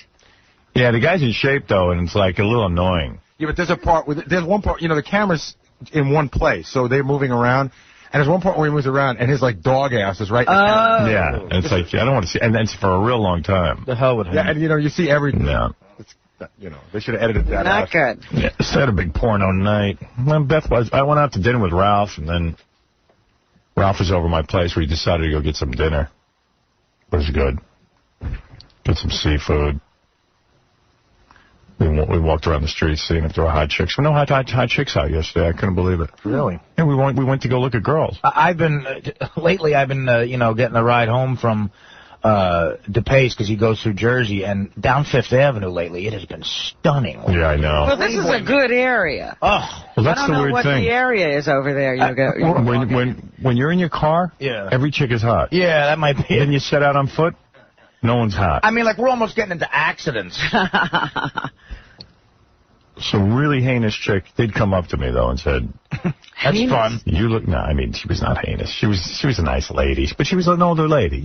She must have been 35. Oh wow! Yeah, I don't date that. Yeah, why didn't she just die? 35. My God. 35. For you to go to the hey, look at Hef. elephant burial ground. Hey, look at Hef. How old is Hef? 80. Pushing 80, yeah. Is he dating 60-year-olds? No, absolutely not. No, okay. He should be. I mean, lately he should be, but he's not. Lately I go, I'm 36. I go, the chick's 36. I go, ooh, that's my age. Yeah, right. Some nice lady came up and said, "You look." I don't know how to take this. She goes, "Wow, you look much better in person." Well, it's a compliment somehow. Sort of, but not really. Whatever. People say that to me a lot, and I'm like, It's weird, because I realize every hot chick I went to high school with is now 36. Yeah. They're not as hot anymore. They're not hot anymore. I got to remember them. Dude, I ain't going to no high school reunion, that's for sure. I don't understand people who do. I'm like, what are you going back for? It's going to be a nightmare. Every time somebody comes up to me and says, "You look better in person," I go, E-television is ruining my look. What are they doing to me? That I should look better on TV than I do in person? Right, yeah. They're supposed to have the best lighting on you, and you're supposed to be fixed up. It's supposed to be optimal conditions. Although, tell me if you agree with this. I think Nicole Richie was better looking here than on her show. She was. You're right. How'd that happen? I don't know, but she looks horrible on that show, and she looked really cute here. Yeah, she was sexy. Yeah. Yeah, but you haven't seen her on TV after we shot her. Right, that's true. That's true. We'll ruin her. What the hell's she going to look like? You got a good point. Everybody will be telling her, "You look much better than you do on E." You look like Nicole Richie Havens. Let's go to Jason.